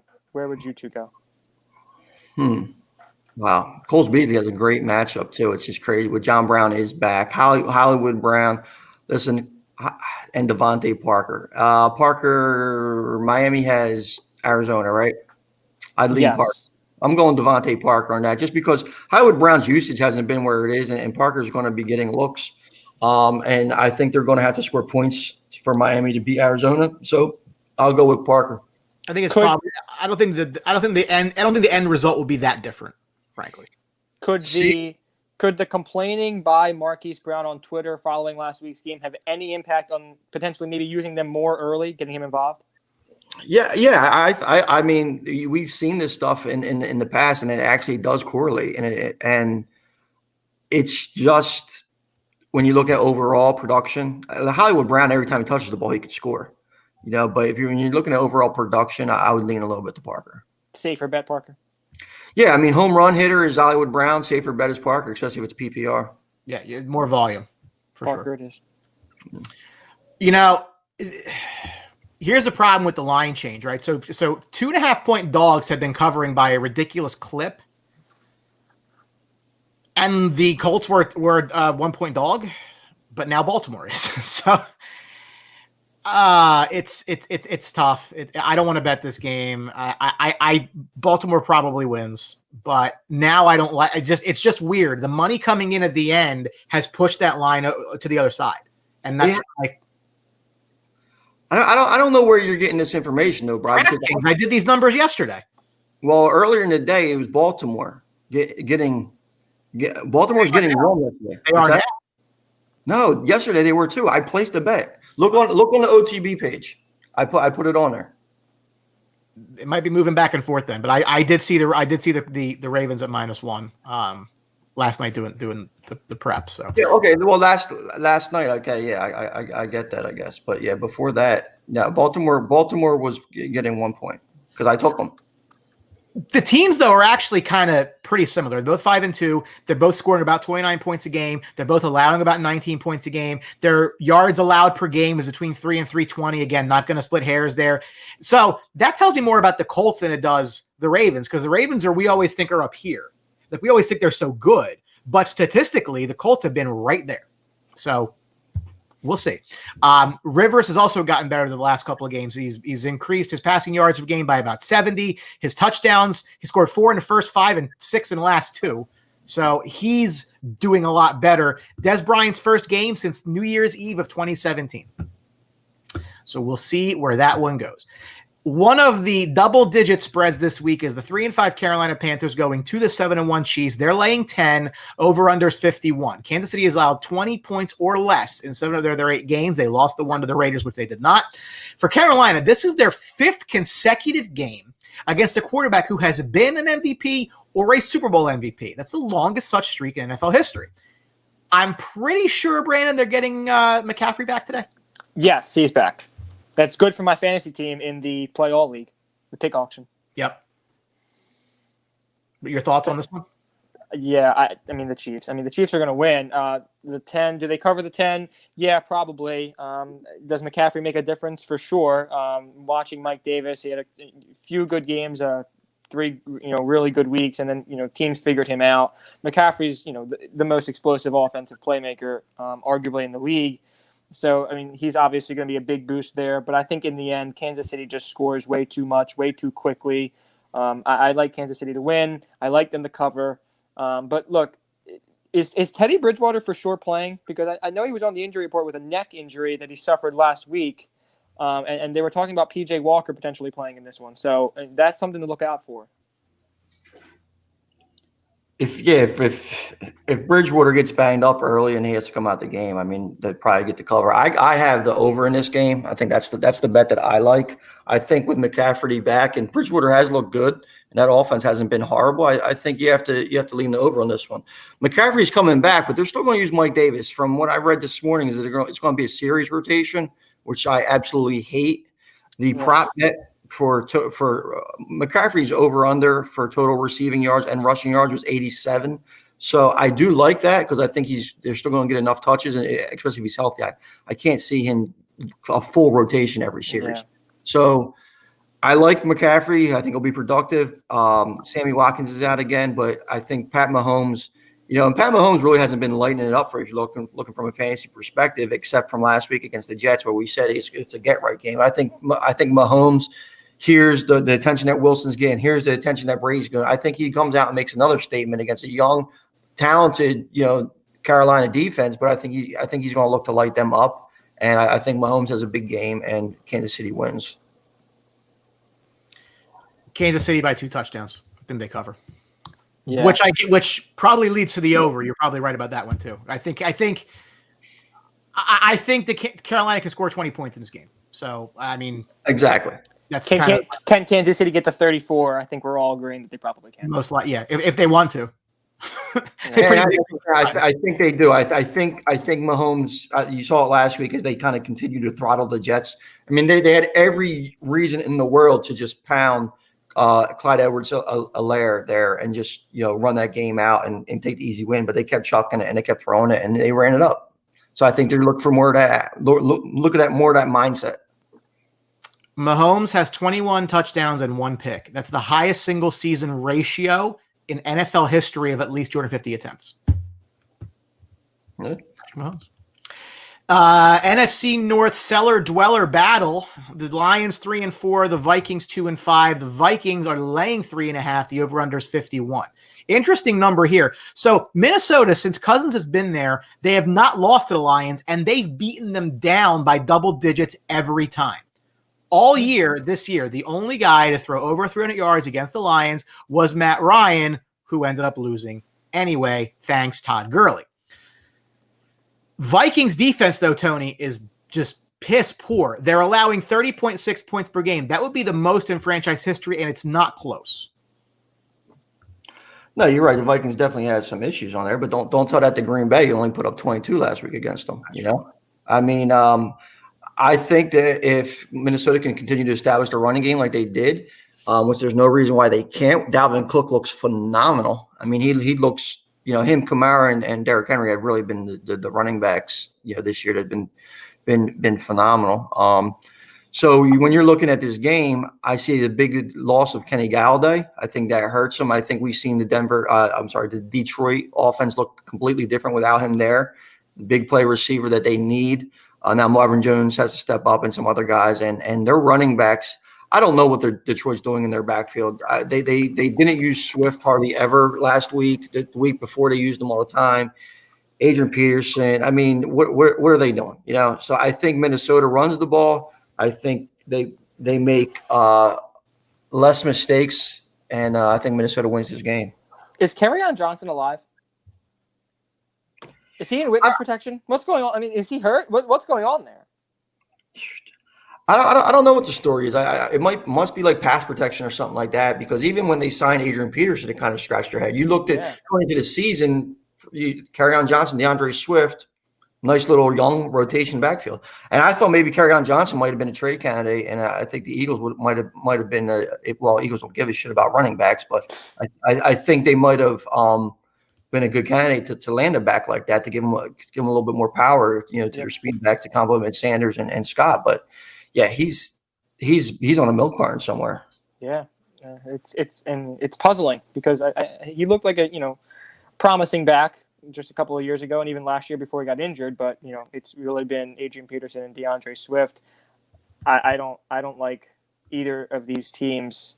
I don't trust either of these teams because I don't trust the coach on one side and I don't trust the quarterback on the other. I'm going Detroit only because I trust Matt Stafford. But The stat about Kirk Cousins never losing to Detroit, and you said that they were all by 10+ points, correct? 12 or more. Yeah. The defense has never been this bad. The defense has usually been pretty good. So I think that's more where that is. It'll be Dalvin Cook, Thielen, Jefferson, but I think Stafford will pick apart this defense. But here's the thing, though. You would have thought that last week, though, against Green Bay. It's another divisional game. The Vikings have tended to do well against this Lions team, and if they play the same game they played last week, I see a similar result, because I don't think that Detroit is even built remotely the same way Green Bay is as far as how quickly they can score offensively. This is going to be a dose of Dalvin Cook, and it's keep Stafford off the field. No Galladay in this game. I think that bodes well for Hawkinson, who I'm going to find a way to start as a double tight end in the league that I have in this week. Where I will say, do you like Detroit because it might be a field goal game, so take the plus points? I can buy that argument. But at the same time, his history says the Vikings blow this team out. And it's not as if Detroit's defense is anything lately. So I think it's a game you stay away from. I mean, over looks probably interesting, 30-27 game, whatever, 30-23 game, but they both clear it. If I lean one way or another, I think Minnesota finds a way, but buy that hook, because if it's a field goal game, you're going to regret it. I think Detroit Lions games are the toughest games in the NFL to predict. They stink. But I have no idea week in, week out what I'm getting at all. And right when you think, oh, they're going to get blown out, they cover, they lose by 1 on a last second, field goal or whatever. It's just really tough team to predict week in, week out. You have no idea what we're getting ever. Second matchup of the year between the Giants and the Washington football team. The Giants are 1-7. That was their only win. Washington's 2-5. They are laying 2.5 in this game. The over-under is 43.5. As I mentioned, the Giants won that Week 6 matchup 20-19, which hit the number on the nose.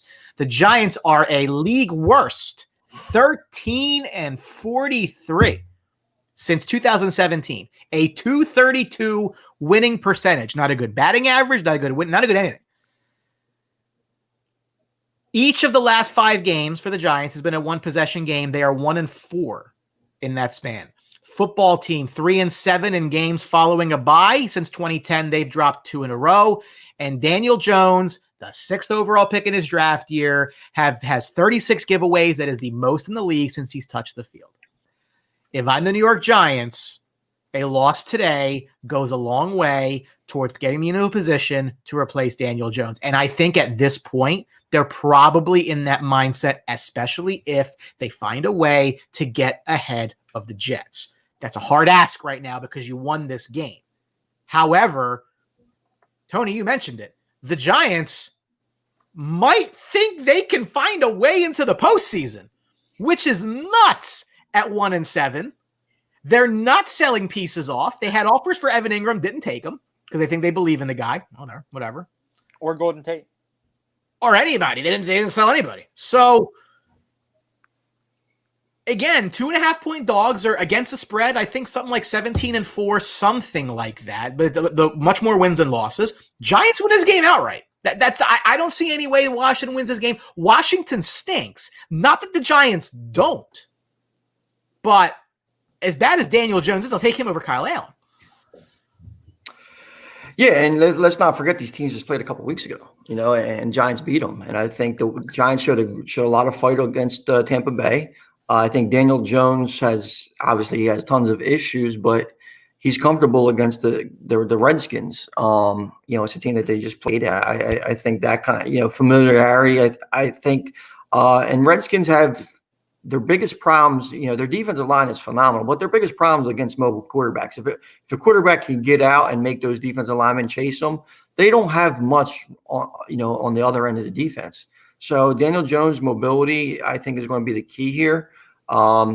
Addition by subtraction, that garbage can of Golden Tate, who's been nothing but a clown his whole career, is left in New York City.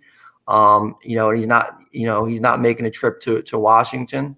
Although Biden and Harris are making their trip to Washington. So we're talking about addition by subtraction, new attitude, Giants win. And I'll take the points. Yeah, Brian, you mentioned about the tanking aspect of this for the Giants. I don't really see that at all because they have a quarterback, like you mentioned, really playing for his job, and a head coach who still has to prove it. And Joe Judge, though, I think he's done a nice job getting this team competitive each and every week. I like the Giants in this game. I must say, I do think these two teams are heading in the right directions with the coaches that they have signed. They have to get the quarterback right, obviously, and until they do that, they're not real threats to anybody. But I do like the direction that they're going in. I like the Giants in this game in a pretty low-scoring, ugly affair. Skins defense is tied for the third fewest points allowed in the NFC. You fix the offense, and you fix your problem. Yeah, that's what I'm going to say. Well, how's their offense looking besides one game against Dallas? You know. No, I agree. I'm not disputing that. But again, I think the Giants are just in a weird spot. I know guys are playing for jobs, but like this is one of those things where I said a couple weeks ago, I think Trevor Lawrence ends up in New York. Didn't say which team. And but Brandon just mentioned real quick that Daniel Jones. The worst thing Daniel Jones wants to do is tank, because if he tanks, he loses his job. He wins two, 3 games closing out the season. He's safe because he don't have to worry about the Trevor Lawrence talk. He doesn't have to worry about the Justin Fields talk, Zach Wilson talk, or Trey Lance talk. He doesn't have to worry about that stuff. All he has to do is go out there, and beating Washington would be a great step in doing that to saving his job. So, we mentioned earlier about players playing for a job. Daniel Jones is actually playing for a job.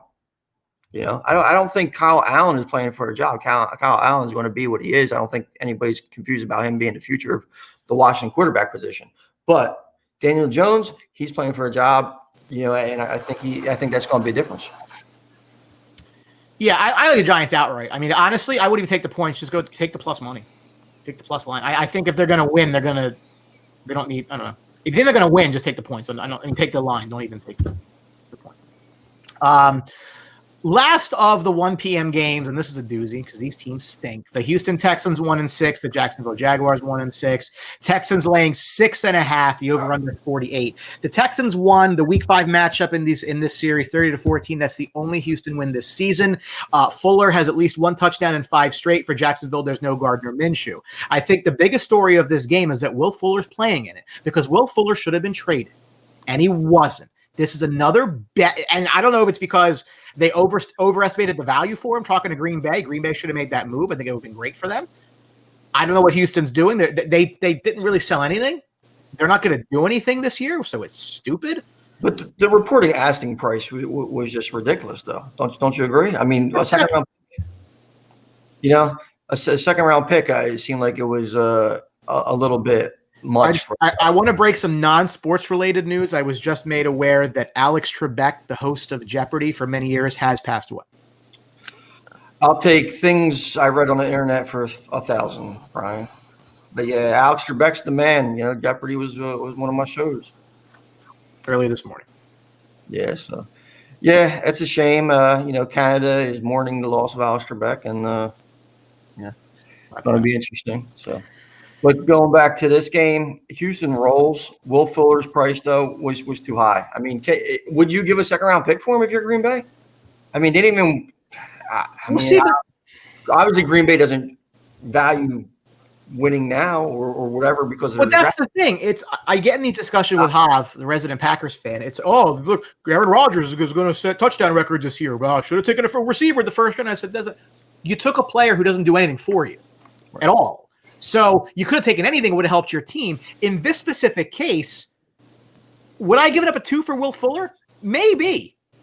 It's going to be a low 2.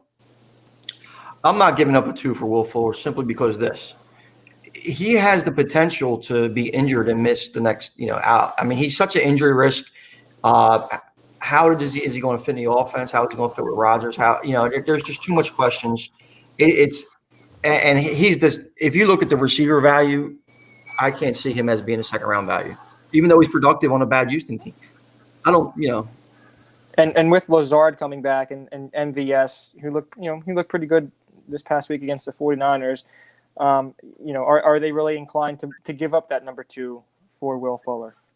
Yeah, I think a number 2 for what that team. Listen, we can't go back and redo their draft because if they took 2 players that could help this team, I think the Packers would actually be in consideration a little bit more than they are, as far as like being a legit Super Bowl contender.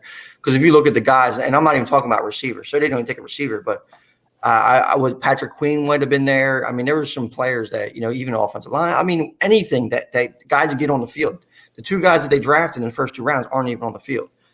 So Will Fuller for a second round, I just think that's a little bit too much. The Jaguars, if you're looking for a reason to be excited about them, they have 4 picks in the first 2 rounds of the draft this year. That's tied for the most with the Dolphins, which bodes really well for the Dolphins.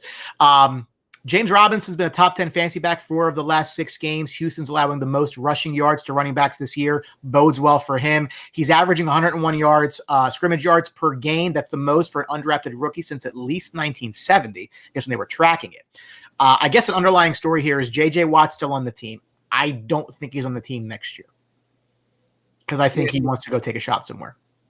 Yeah, he mentioned Pittsburgh the other day. I mean, what is J.J. Watt's value at this point in his career? I mean, I know. Yeah. It would have to be really positional. And the fact that he wasn't, I mean, he should have been the guy who's traded, not Will Fuller, if you ask me. I don't even know what they would have been able to get for him. I don't know what their asking price was for him. But, I mean, him staying on his team. Now, what we said about Houston in the beginning of the season, I think still holds true. They have Deshaun Watson there. They have J.J. Watt there. They have their faces of their franchise. Watt does a lot of stuff for that community. He is Texans football, blah, blah, blah, blah. But it doesn't have to do anything for the product on the field. So I think they're worrying about Deshaun and Watt off the field, and they're giving them an identity as a football team and a franchise than they actually are on the production.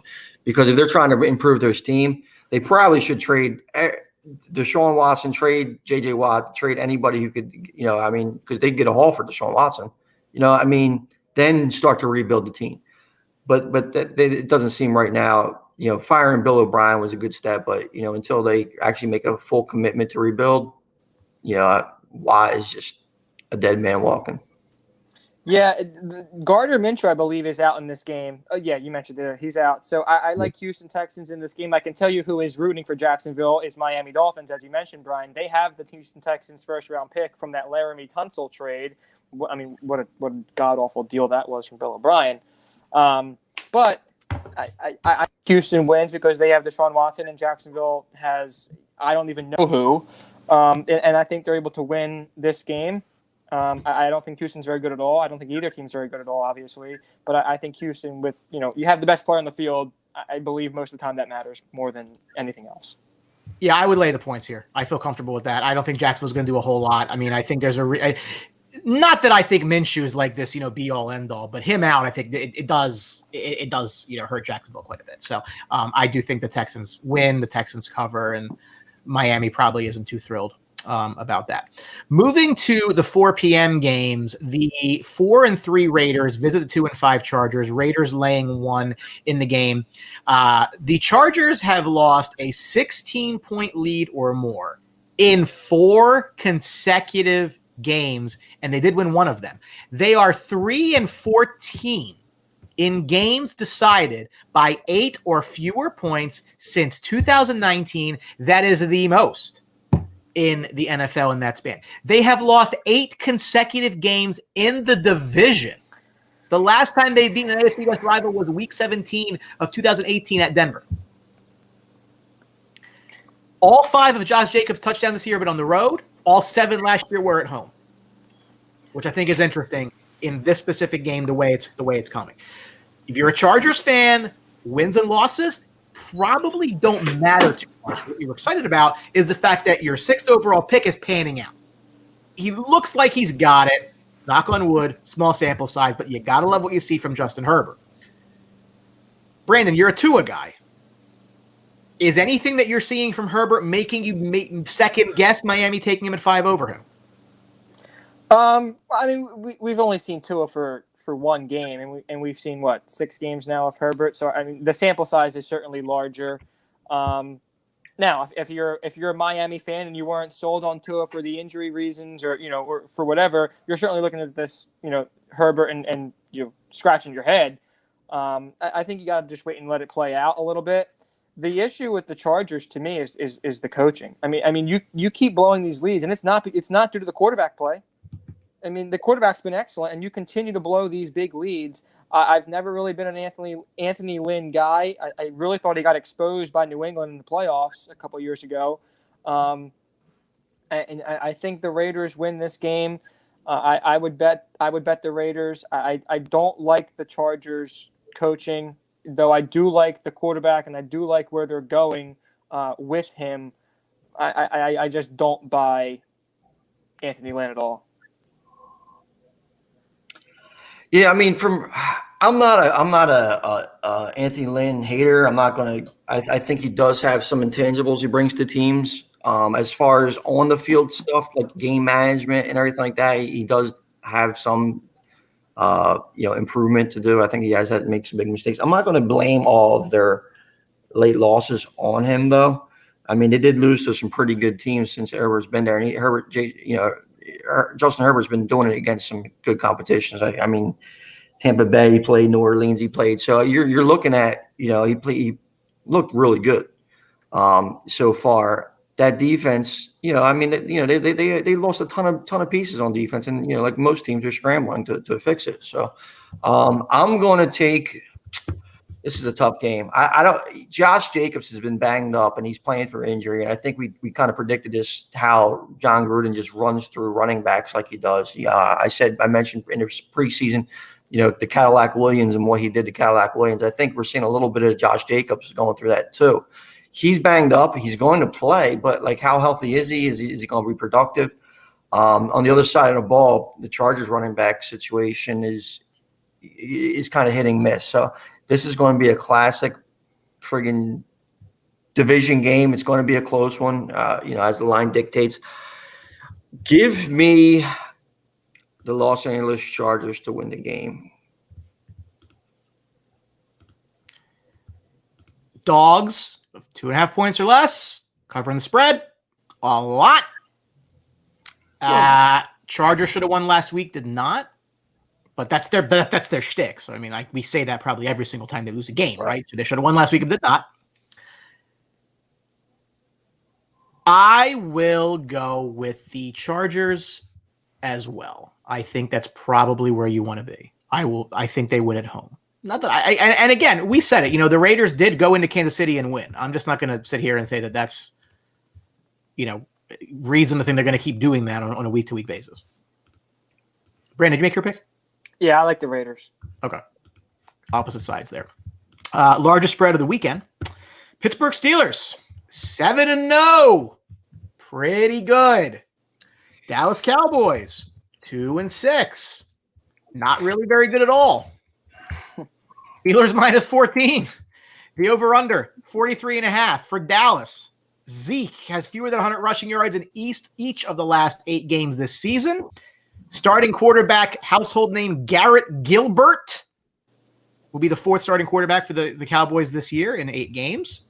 Mike Tomlin 1-2 against the Cowboys. He's probably going to pull the even money on that one, right, Tom? Yeah, I think it's a solid bet there. I mean, the Cowboys showed, from on the defensive side of the ball, offensive side of the ball, all that fun stuff. They showed a little bit more fight against Philadelphia, which is good. I mean, I guess maybe some of the subtractions they had from the team kind of spurred that.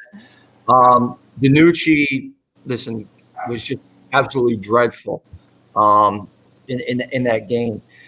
Moving on from him, I think, was the smart thing to do, especially with Pittsburgh coming into town. Garrett Gilbert has thrown a lot more balls in bigger situations. Garrett Gilbert played in the national championship game in college. He had success in the NFL. He's one of the best high school quarterbacks in Texas history. I mean, it would be a feel-good story for a Texas kid to come and start for the Cowboys and win the game. I don't think that's even a remote possibility, but I think you see a little bit better flow on offense. Now, here's the question. Is Ezekiel Elliott going to play? He's had a flared-up hamstring. He's the dreaded game-time decision. All reports are supposed to be that he is going to play. But, as we've seen, many, many times, hamstrings are a finicky thing. Julio Jones dealt with it earlier in the season, really killed his production. Now you have Zeke Elliott, who hasn't really been productive as it. But I'll tell you right now, hamstring injuries, don't worry about the fumbling issue. So when you're talking about the fumbling, Brandon, I just had to mute your mic real quick because I was getting so much feedback I couldn't really hear. But Ezekiel hasn't been productive. He's not really going to be productive against his offense. If he sat this game and gave Tony Pollard some run, Tony Pollard looks really good when he's out there. On the other side of the ball, how does this defense stop anything remotely of Deontay Johnson, Juju Schuster-Smith, Chase Claypool, James Conner? I mean, everybody's should have a field day. The only remote chance the Dallas Cowboys have to win is if DeMarcus Lawrence or somebody takes Roethlisberger out of the game. And if they take Roethlisberger out of the game, all bets are off. Earlier the better, but I think it has the potential to be a laugher for the Pittsburgh Steelers. So we'll go with Roethlisberger, probably throw 300 yards, 4 touchdowns. Connor has a big game. I took his prop over 99 rushing and receiving. Deontay Johnson, I think, is the one who burns the Cowboys secondary most. And, it's just going to be another tough day to be a Cowboys fan. Yeah, I like the Steelers as well. I don't really think it's going to be very competitive. You mentioned Zeke. I have a league. I have Zeke, and I also have the handcuff with Tony Pollard. Should I be concerned playing Zeke in my lineup? Do I go with Pollard? Do I play neither and just look for another option? I'm in that situation in a couple leagues myself, Brandon, and the way I'm looking at it is, first of all, this is a bad matchup for Zeke. So that's an understatement, right? Bad matchup for Zeke, and he hasn't been productive in even better matchups. So with the injury coming up, me personally, if I have Zeke and Pollard, I'm kind of hoping that they scratch Zeke so I have a reason to put Pollard in my lineup because I think he's going to be good. If they play Zeke, I mean, I'm running him out there. If they say he's playing, I'm going to start him. Other options that I have, guys like Damian Harris have good matchups and stuff like that. I mean, this time of year, there might not be a ton of options out there. So my option, because I currently moved Zeke to the flex. So my other option would be Marquise Brown or Pollard. I mean Pollard. But if I get an announcement that Pollard is that Zeke's not playing, obviously I go Pollard. The up and in the air, it's kind of tough. I'd probably just keep Zeke in there. I think you see a little bit better offense with Garrett Gilbert in there, in lineup. But it's tough. Hollywood Brown might catch a big one for like 60 yards, something of that ilk. But it's not a good situation to be in. I'm in a couple of leagues myself. You don't have any. Well, Hollywood Brown. It's tough. So right now with the late start and you have both options, I would just wait to see the news on Zeke and expect 10 points maybe. Yeah. So if I were the Cowboys fan, I'm not. You guys are. I would be incredibly concerned with the contract that was given to Ezekiel Elliott. I'm not sure, Tony, your stance on it. I'm not sure, Tony, your stance on it when it was initially given out, but I think as we've seen it play out so far a year and a half later, Zeke does not look like the same player. He's not as explosive. I know there's been some injuries on the offensive line, obviously, but on the flip side, I could say, well, yes, there's injuries on the offensive line, and now Zeke's struggling, so why'd you give one singular running back so much money when he's reliant on the offensive line? So, Brandon, the first time me and Brian did a show together, it was Cowboys fans versus Eagles fans, and we actually embarrassed John Rodeo and Anthony Morello. I mean, it wasn't really even a debate. Would you agree, Brian? Yeah, I think it was Johnny who said, these Cowboys fans know what they're talking about. So in that show, it was before the draft of Ezekiel Elliott's year. And me and Brian were firmly in this thing like, you do not touch Ezekiel Elliott, you do not draft a running back that high. And this is the reason why, because obviously you're going to get decent production out of him, and he's going to be a good running back. And with that offensive line, there's no way Ezekiel Elliott failed if they drafted him. But now, after he has the success, you have to pay him this contract. And then this is what happens when, you have injuries on the offensive line, blah, blah, blah. Now all of a sudden you have a pedestrian back. Anybody who's watched Tony Pollard play knows he could play running back in the NFL, and he's not a bad buy. Go down the list of friggin' NFL running backs and guys like the kid from Jacksonville, James Robinson. James Robinson. They're throwing him out there. He's productive. Like, how about Boston Scott for the Eagles? I mean, he was a practice squad guy that they brought up, and he's produced, in spurts. Gus Edwards has been the leading running back for Baltimore. I mean, the NFL is littered.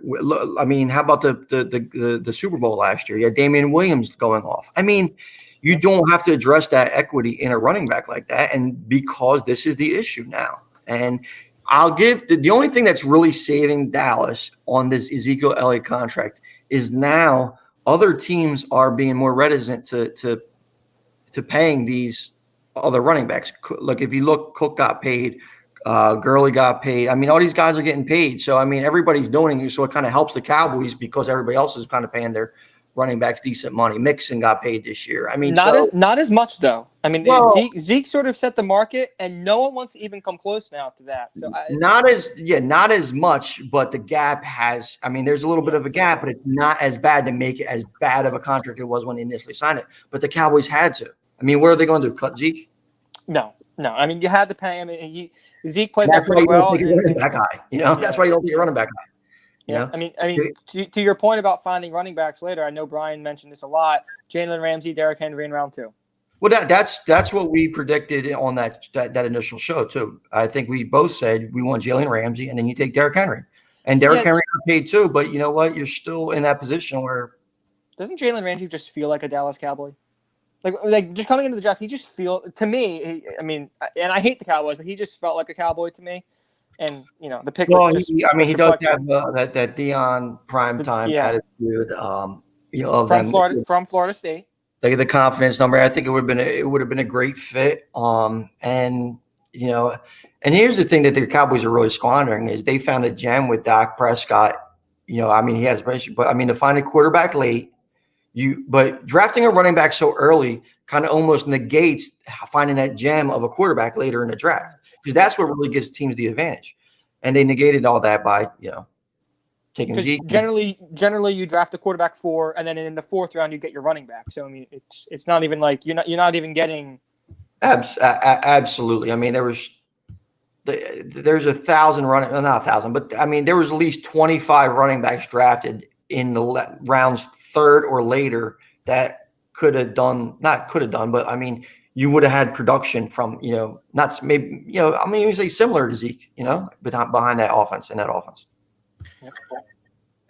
Listen, I mean, I've hammered this home a million times. I can only do it so many more times. And right now, would Tennessee trade Henry for Zeke straight up? Probably not. No. Definitely not when you include the contract. Would the Rams trade Jalen Ramsey for Zeke? They laugh at you probably, right? Absolutely. Why would they want them? They have 3 running backs that are productive in that offense. Yeah. And they found them all late in the draft. I think Cam Akers was a 2nd or 3rd round pick. Yeah, I mean, so the capital that they've used on the position is not even close to what the Cowboys have used at the position, and they have Jalen Ramsey. Yeah, I mean, and they're paying Ramsey a lot of money, but you pay premium quarterbacks, now because you can't find premium quarterbacks later in the draft as you can running backs. I mean, I think the Rams have.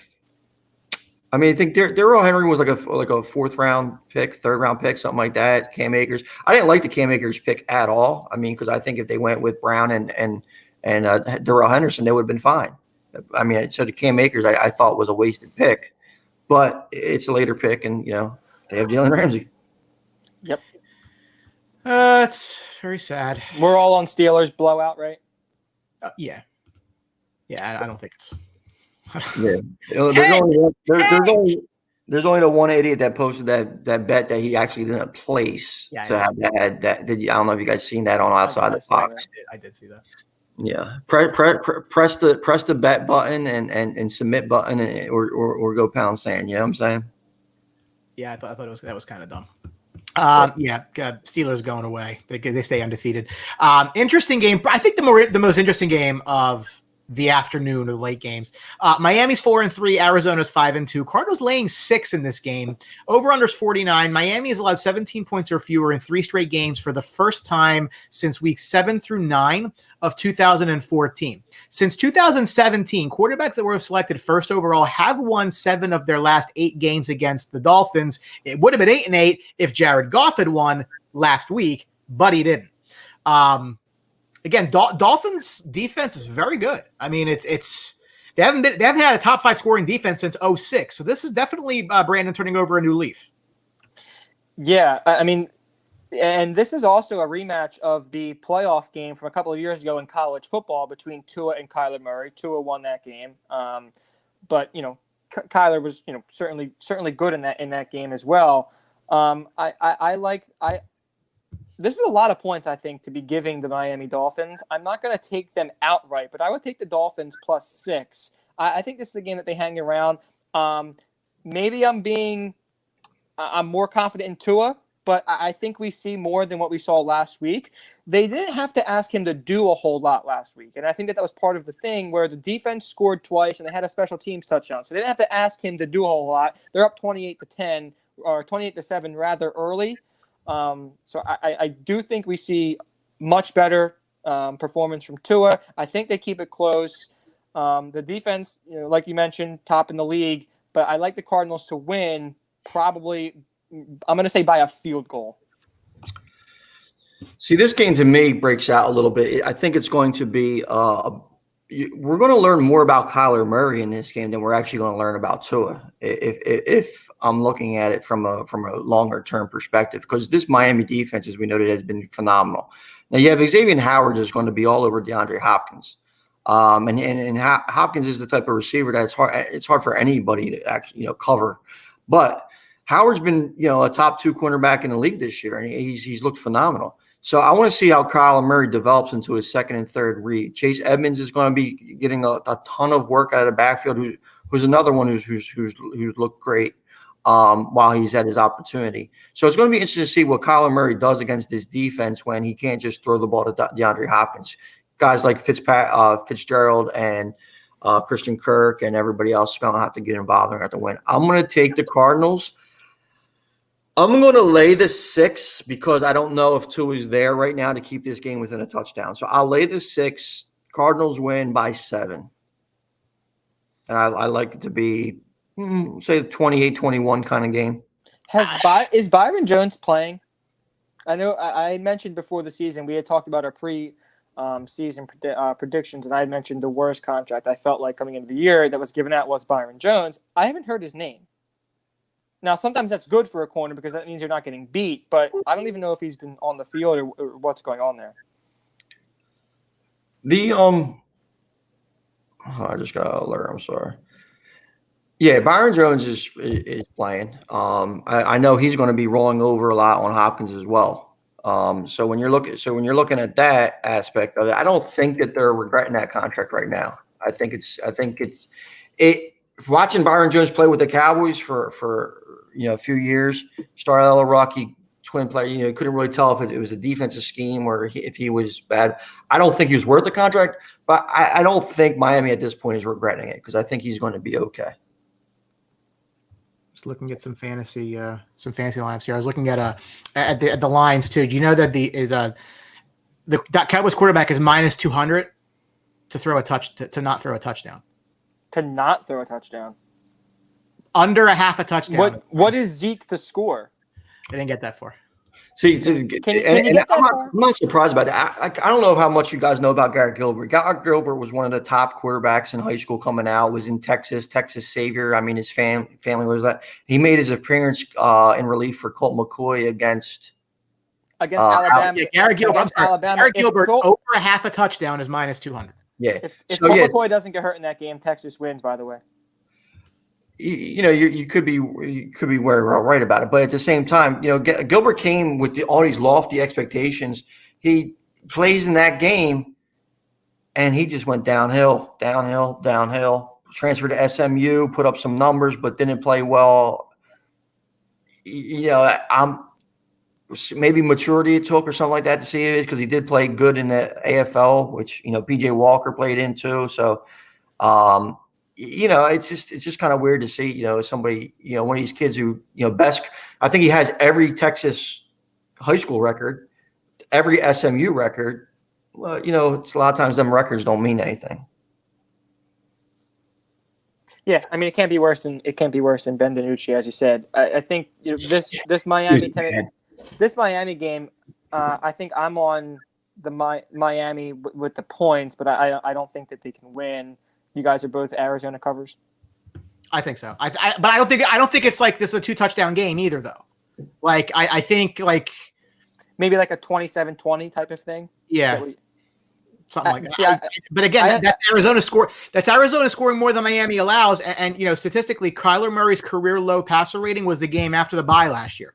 Yeah, I think it's more like a 24-21 type of game where Arizona wins, but they don't look particularly well. And Tua keeps them in it. The defense keeps them in it. And I think the defense keeps them in. I don't know if Tua is actually keep. If he does, that'd be great. It'd be a great story. I'm excited to watch this game, to be honest with you. Yeah. To me, it's the most exciting game of the afternoon slate before we get to the night game, which I think we all agree is. We're getting a little tight on time. I'm going to go out of order here because one's more important than the other. Real quick, the Monday night game, the 2-5 Pats, the 0-8 Jets. Pats are -9.5. The over/under is 41.5. One receiving touchdown by the receivers for the Pats, it's fewest in the league. When Adam Gase loses, it loses by more than 10 points most of the time. Jets stink. Period. Pats also not good, but they're good enough to win this game. Don't know if they cover 10 points, though. Yeah, no Sam Darnold tomorrow night. When the Jets do not have Darnold since 2018, 0-8, 9.8 points a game, -154-point differential. They can't even move the football. Pats stink, but the Pats win and they cover.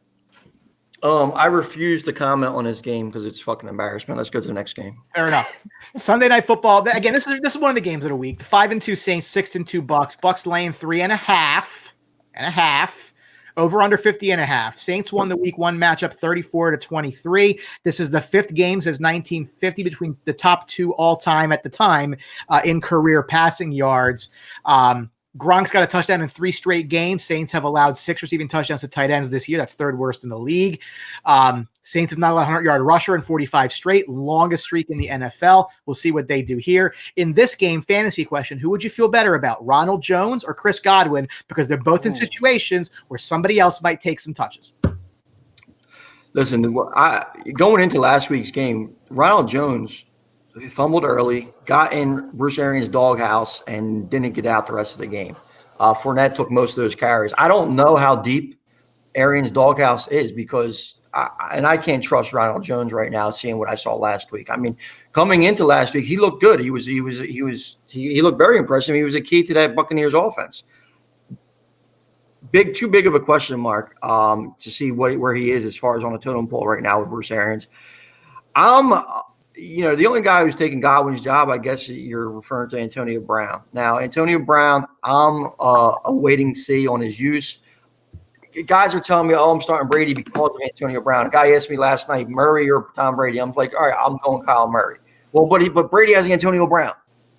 I'm taking let's wait and see about Antonio Brown usage. I'd take Godwin in that over those two because I think Godwin's just been too good. And their offense has looked a lot better with Godwin in there. Yeah, I'm taking Tampa Bay in this game. I don't trust Drew Brees, even with Michael Thomas back. Slant boy. You said Godwin or Jones. I would probably go Godwin just because I don't trust Jones with Fournette back. Here's what I'm going to say. Antonio Brown will score tonight. That's my prediction. Bucks win. They cover. I think they win by 6. Reverse question, since we're on the same topic. Justin Jackson or Ronald Jones? Justin Jackson. That's all I have. I mean, if you guys watched the game last night, Fournette got more carries, and it was only because of Ronald Jones' fumbling. And this is a huge game. So if Arians isn't showing the trust in Ronald Jones last week, I can't see him putting too much trust in this week in a huge game. And the concerning part for Jones compared to Fournette is that Jones is not great receiving the ball, and he fumbled on a catch last week. Doesn't look particularly comfortable doing it. Fournette's very good at it. I think this game, I think the Saints need it more than the Bucs because I think the Bucs will be okay. I think the Saints, listen, Drew Brees, he ain't the Drew Brees that he used to be. It's 5.8 attempts in air per yard. That's the fewest in the NFL this season. The only guy under 6. It's a short passing game. That's what he does. I don't know that that's enough. And the Bucs have been the better team since these two teams played. Bucs 6-1 since that game. Tom Brady's never been swept by a divisional opponent ever. This would be a sweep. Incredible. So, well, not really comparing apples to apples. I agree. And never had it. Has Brady ever had the battle for a division like he has this year, or potentially? There's no team that's been fighting for him. The Jets, I mean, when they went to 2 straight AFC championship games, I guess you could say, but I don't even know what their records were. So, I mean, probably not now. Well, obviously Brady didn't lose to him. You know what I'm saying? But yeah, I think when you're looking at this game, I think Tom Brady, Tampa Bay, I think they're prime position to win this game. I think what they can do on defense, I'm not really worried about because Drew Brees. Now, they won the game in week 1. It was a little bit closer than people thought. Well, not closer than people thought. I think everybody was a little bit hyped up for it. But realistically, Tampa Bay wasn't really what they didn't have an identity yet. Yeah. New Orleans only won that game because Alvin Kamara made 2 huge plays, and that was the difference. I think Kamara, although he's the electric back, I mean, he's a running back that is second in the league in catches, right? I mean, that's, including receivers and everything. I mean, that's insane. I think Kamara has a good matchup against the linebackers who are phenomenal, but they do struggle a little bit in coverage, especially with a guy like Kamara. So if Mike Thomas isn't going to be going in there and making lights out move, and they're still going to have to lean on Kamara, but I just don't think that the way Tampa Bay is playing defense, flying to the ball, and both these teams struggled last week, and we kind of predicted it, right? These teams struggled last week, overlooking both their opponents, in which they were clearly better than for this game. So I think it's going to be a really good game. I'm taking Tom Brady. I don't see Antonio Brown's usage being what people expect. Just not in his first game. No. Well, it's people are really getting hyped up about it. I think he probably plays about 20 to 25 snaps. But like I said, I think he scores because I think Brady, when he's in there, does look for him. I mean, there is a connection there. And, my prediction is I think he scores. There's never been a connection in the game, though, in a game situation. Yeah, they're friends and they have a relationship, but, they played 1 game and he did score. Yeah, but, I mean, it's, I don't know if that's good enough to say that there's a connection. You know what I'm saying? I mean, I think I get you. It's not like Brady is bringing an Edelman down. It's different. Or something. I think Edelman's pissed off he's not down there, to be honest with you. Wouldn't you be? Yeah, I mean, fucking going from Tom Brady to Cam Newton. Oh my God. I mentioned, as we said, that for the 5th game since 1950, top 2 all-time quarterbacks in career yards, home quarterback is 4-0. What's this stat too, Brian? I don't know if you have it in front of you, but I know Brady and Breeze have been going back and forth as far as on touchdown passes, correct? I don't have that in front of me. Oh, for the career? Yeah. The number? I think it's 569 to 568, I believe.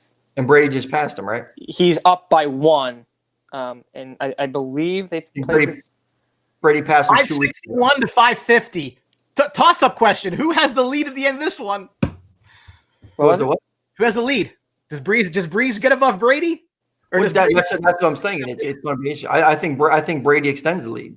I agree. Brady passed him 2 weeks ago, I think, right? I think Brady throws 3. Does Breeze get there? Does Breeze get the 4? I don't think so.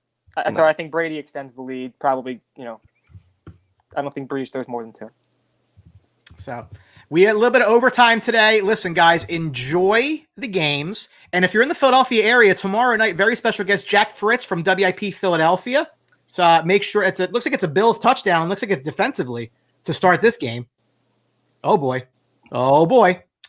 The wheels are coming off already, and that Bills pick looking good. So, on behalf of the boys, thanks so much for watching the show today. Check out Crowd Play. Love those guys. Download the app, and we'll catch you over the course of the week. Jackson, too. Wow, we're out. I don't have a Bills touchdown, but they Bills touchdown. Nice.